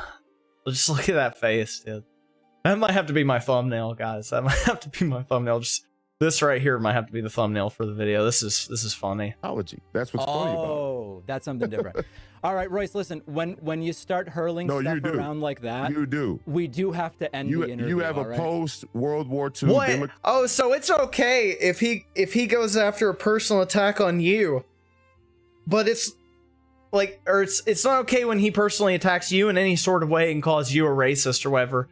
But you can go after him over his funding money. You can go after him over his campaign money, and that's cool. All right, dude. Democratic liberal order, white liberal. Do you guys ideology. not see this? Like, the man crazy. who denounces identity politics is playing identity. The thing is, it's not. I mean, I guess it technically is identity politics, but it's also true at the same time. Like these people, like David Pakman. He said he's a Hispanic. He doesn't look Hispanic at all, but let's just say that he is. Regardless, he is trying to play like the white savior role. Like Royce White is saying, he does have the white liberal ideology. He's trying to play the white savior role, no doubt about it. And it's just so cringe. And whenever they're playing, it is like he is white. Like I think he's white. I don't know. He might be like part Hispanic, but he's definitely like white, right? He doesn't look Hispanic to me. But it's like white liberal is both like, it's technically a race and an ideology, but like the liberal part is obviously an ideology. It's like kind of one and the same, but it's just a term related, because there's a lot of these white liberal guys that'll go out here and they all act like this guy, or white liberal women that all like, they just complain. They've got like the septums and shit. You guys know what I'm talking about. Like they got the dyed hair and stuff, and they all do this shit. He's fitting the stereotype. In that role, whenever they're trying to do that, and then there's black people who just completely disagree and vote the other way and campaign the other way from them. They do hate it 100% because they're like, we're working so hard to save you. Why are you doing this? Why are you going the other way? They 100% hate it. I guess you could say that Royce White is playing the identity politics game a little bit, but I mean, it's all like also the entire ideology surrounding David Pakman's life and the show that he does and everything is identity politics. The entire thing around the white savior, the white liberal racist thing that Royce White is describing about Pakman is also identity politics. It's kind of hard to call out identity politics without playing the identity politics game, if that makes sense. Like, how are you supposed to call out the fact that there are these white liberals that love to play the savior game without playing the identity politics game at the same time? Like, it's impossible. So it's impossible. Are we just not allowed to call certain things out that you're doing because it's identity politics? It's just so dumb, man. It's so disingenuous by David Pakman. You could tell that Royce White was under the impression that this was going to be like a normal interview where they discuss political topics, and he just kept bringing it back to personal attacks on Royce White and like campaign funds and how he was spending campaign funds. Do you really think that Royce White is going to sit here and discuss something like that on David Pakman's show? Like, what would he gain out of that? Nothing. He's not going to gain anything. So obviously he's not going to give you a straight up answer on exactly who did the filing, who did the spending of the money. That'd be so stupid of him. Obviously he's not going to do that. Let's see what else plays out here. Sounds like David Pakman's about to rage quit once again. The politics. No, Royce, I really appreciate you being on today. Your latent racism is obvious. Make sure you post the interview. Don't be a coward. And feel free to have me back on anytime so we can talk in detail where you don't cut me off. I like this kind of stuff. You people don't. I can assure you. You people hope that every black Republican or black America First that shows up is going to kowtow and sort of, curl up and run into the corner when you cut people off. That doesn't bother me. Royce, I can assure you, women have. Royce, you're on a new topic now. I can assure you, we will radical post the feminists interview, in this country have certainly gotten way beyond the pale in terms of their ideology. Royce, 100,000%. You have my word. He's absolutely right. Take little kids to drag stripper shows, but you don't think it's okay for grown men to get the chicken wings from strip clubs. Royce, you don't think that that's weird? It sounds like a campaign finance violation. It's not my opinion, but Royce, we got to end the interview. You can get food for donors. You can get food for donors from anywhere in the country you want. We got to end the interview. The thing is, though, he doesn't care about the actual truth. He doesn't care about the rules. He doesn't care about the law. He doesn't care about any of that stuff. He just cares about not discussing actual important topics that make him look bad, and he cares about owning, Royce White here. He cares about owning the right wing. That's all he really cares about. So you can sit there and explain to him that it's okay to buy food from strip clubs for donors all you want. It doesn't matter to him. It doesn't even cross his mind, is this okay or not? He heard one time that this is bad and that he should bring it up in an interview if things start to go downhill with Royce White. So whenever things started to go downhill and Royce started to bring up issues that Pakman didn't like, he went directly to that honey hole that he...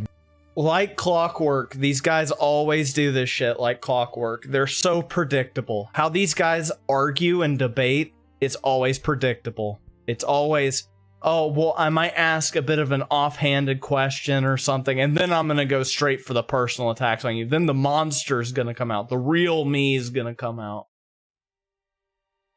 And then I'm going to start being an asshole to you, and I'm going to start going for personal attacks. I'm going to attack your family, attack your appearance, attack what you do for a living, this and that. I'm gonna bring up rumors about you that aren't true. They just don't care. Or I'm just gonna make up rumors about you on the spot. It is stupid shit like this every time. Knew he could go to before the interview started. Let me know in the comments you guys think about David Pakman bringing on Royce White, getting destroyed on multiple different topics as they just kind of ran through the topics, and then David Pakman just rage quit the interview. Let me know in the comments that was crazy. David Pakman versus Royce White situation. Holy shit, dude. Absolute insanity. Yeah, Royce White clowned on him easily. I mean, was it even up for debate? He made him look like a hypocrite on so many topics. It's not even funny. That's the thing, these people and their double standards on everything. Like, oh yeah, it's suddenly different when it's a guy stripper instead of a female stripper. Like, what's the fucking difference? Kids shouldn't be seeing that. And the fact that he said that disgusts me to no end. Really, it does. It disgusts me to no end. And then to go into personal attacks, bring up allegations about stuff immediately thereafter is just, it's silly. It's pathetic. And it just shows, like, these people just, they've got, I don't know. They're just pathetic. They know they can't win without personal attacks. And when you go for personal attacks, you've lost. When you go for personal attacks, it's game over. You've already lost the discussion. To the people, and just morally, you have lost the discussion. You lose, the other guy always wins every time. Because it's just pathetic to attack other people based on other stuff. Stick to the topic, quit interrupting your guests, and let them speak. Why do you have them on if you're just going to talk over them? It doesn't make you look like you have the moral high ground. It makes you look like an asshole every single time. Regardless of what your fans think, the overall internet's going to look at this and be like, wow, this guy is sad. Look at him. Going to these kinds of lows to try and put this guy on blast just because he called you out on your hypocrisy over strip clubs versus drag shows. It makes you look like a complete fool. Oh man. Alrighty guys. I'm gonna hop off of here for today. Damn, 3.5 hour live stream. Look at us go, man. Look at us go. I had a lot of fun streaming today, guys. I really did. I had a lot of fun streaming today. As always, if you're watching on Kick, go check out my YouTube. If you're on YouTube, go check out my Kick. Go hang out over there. We got a less censored chat over on Kick, so that's always fun. If you want to say whatever you want to say and not have it be taken down by YouTube. And of course, we've got the Discord. Go check out the Discord. Go hang out. Go send some clips for me to watch. If you have anything of interest that you want me to check out on the live streams. And of course, just always go hang out in the Discord and go talk to everybody, including me. And go check out Instagram if you want to. If not, I don't really care. Instagram is one of those just extra things just in case some people are on it and they like my content and they want to come check out the YouTube and stuff. And yeah. And go check out my X as well if you want to see me post my occasional spicy tweets. But yeah, other than that, I hope you guys have a kick-ass weekend. I know I will. I'll have you guys plenty of videos and plenty of shorts this weekend. And as always,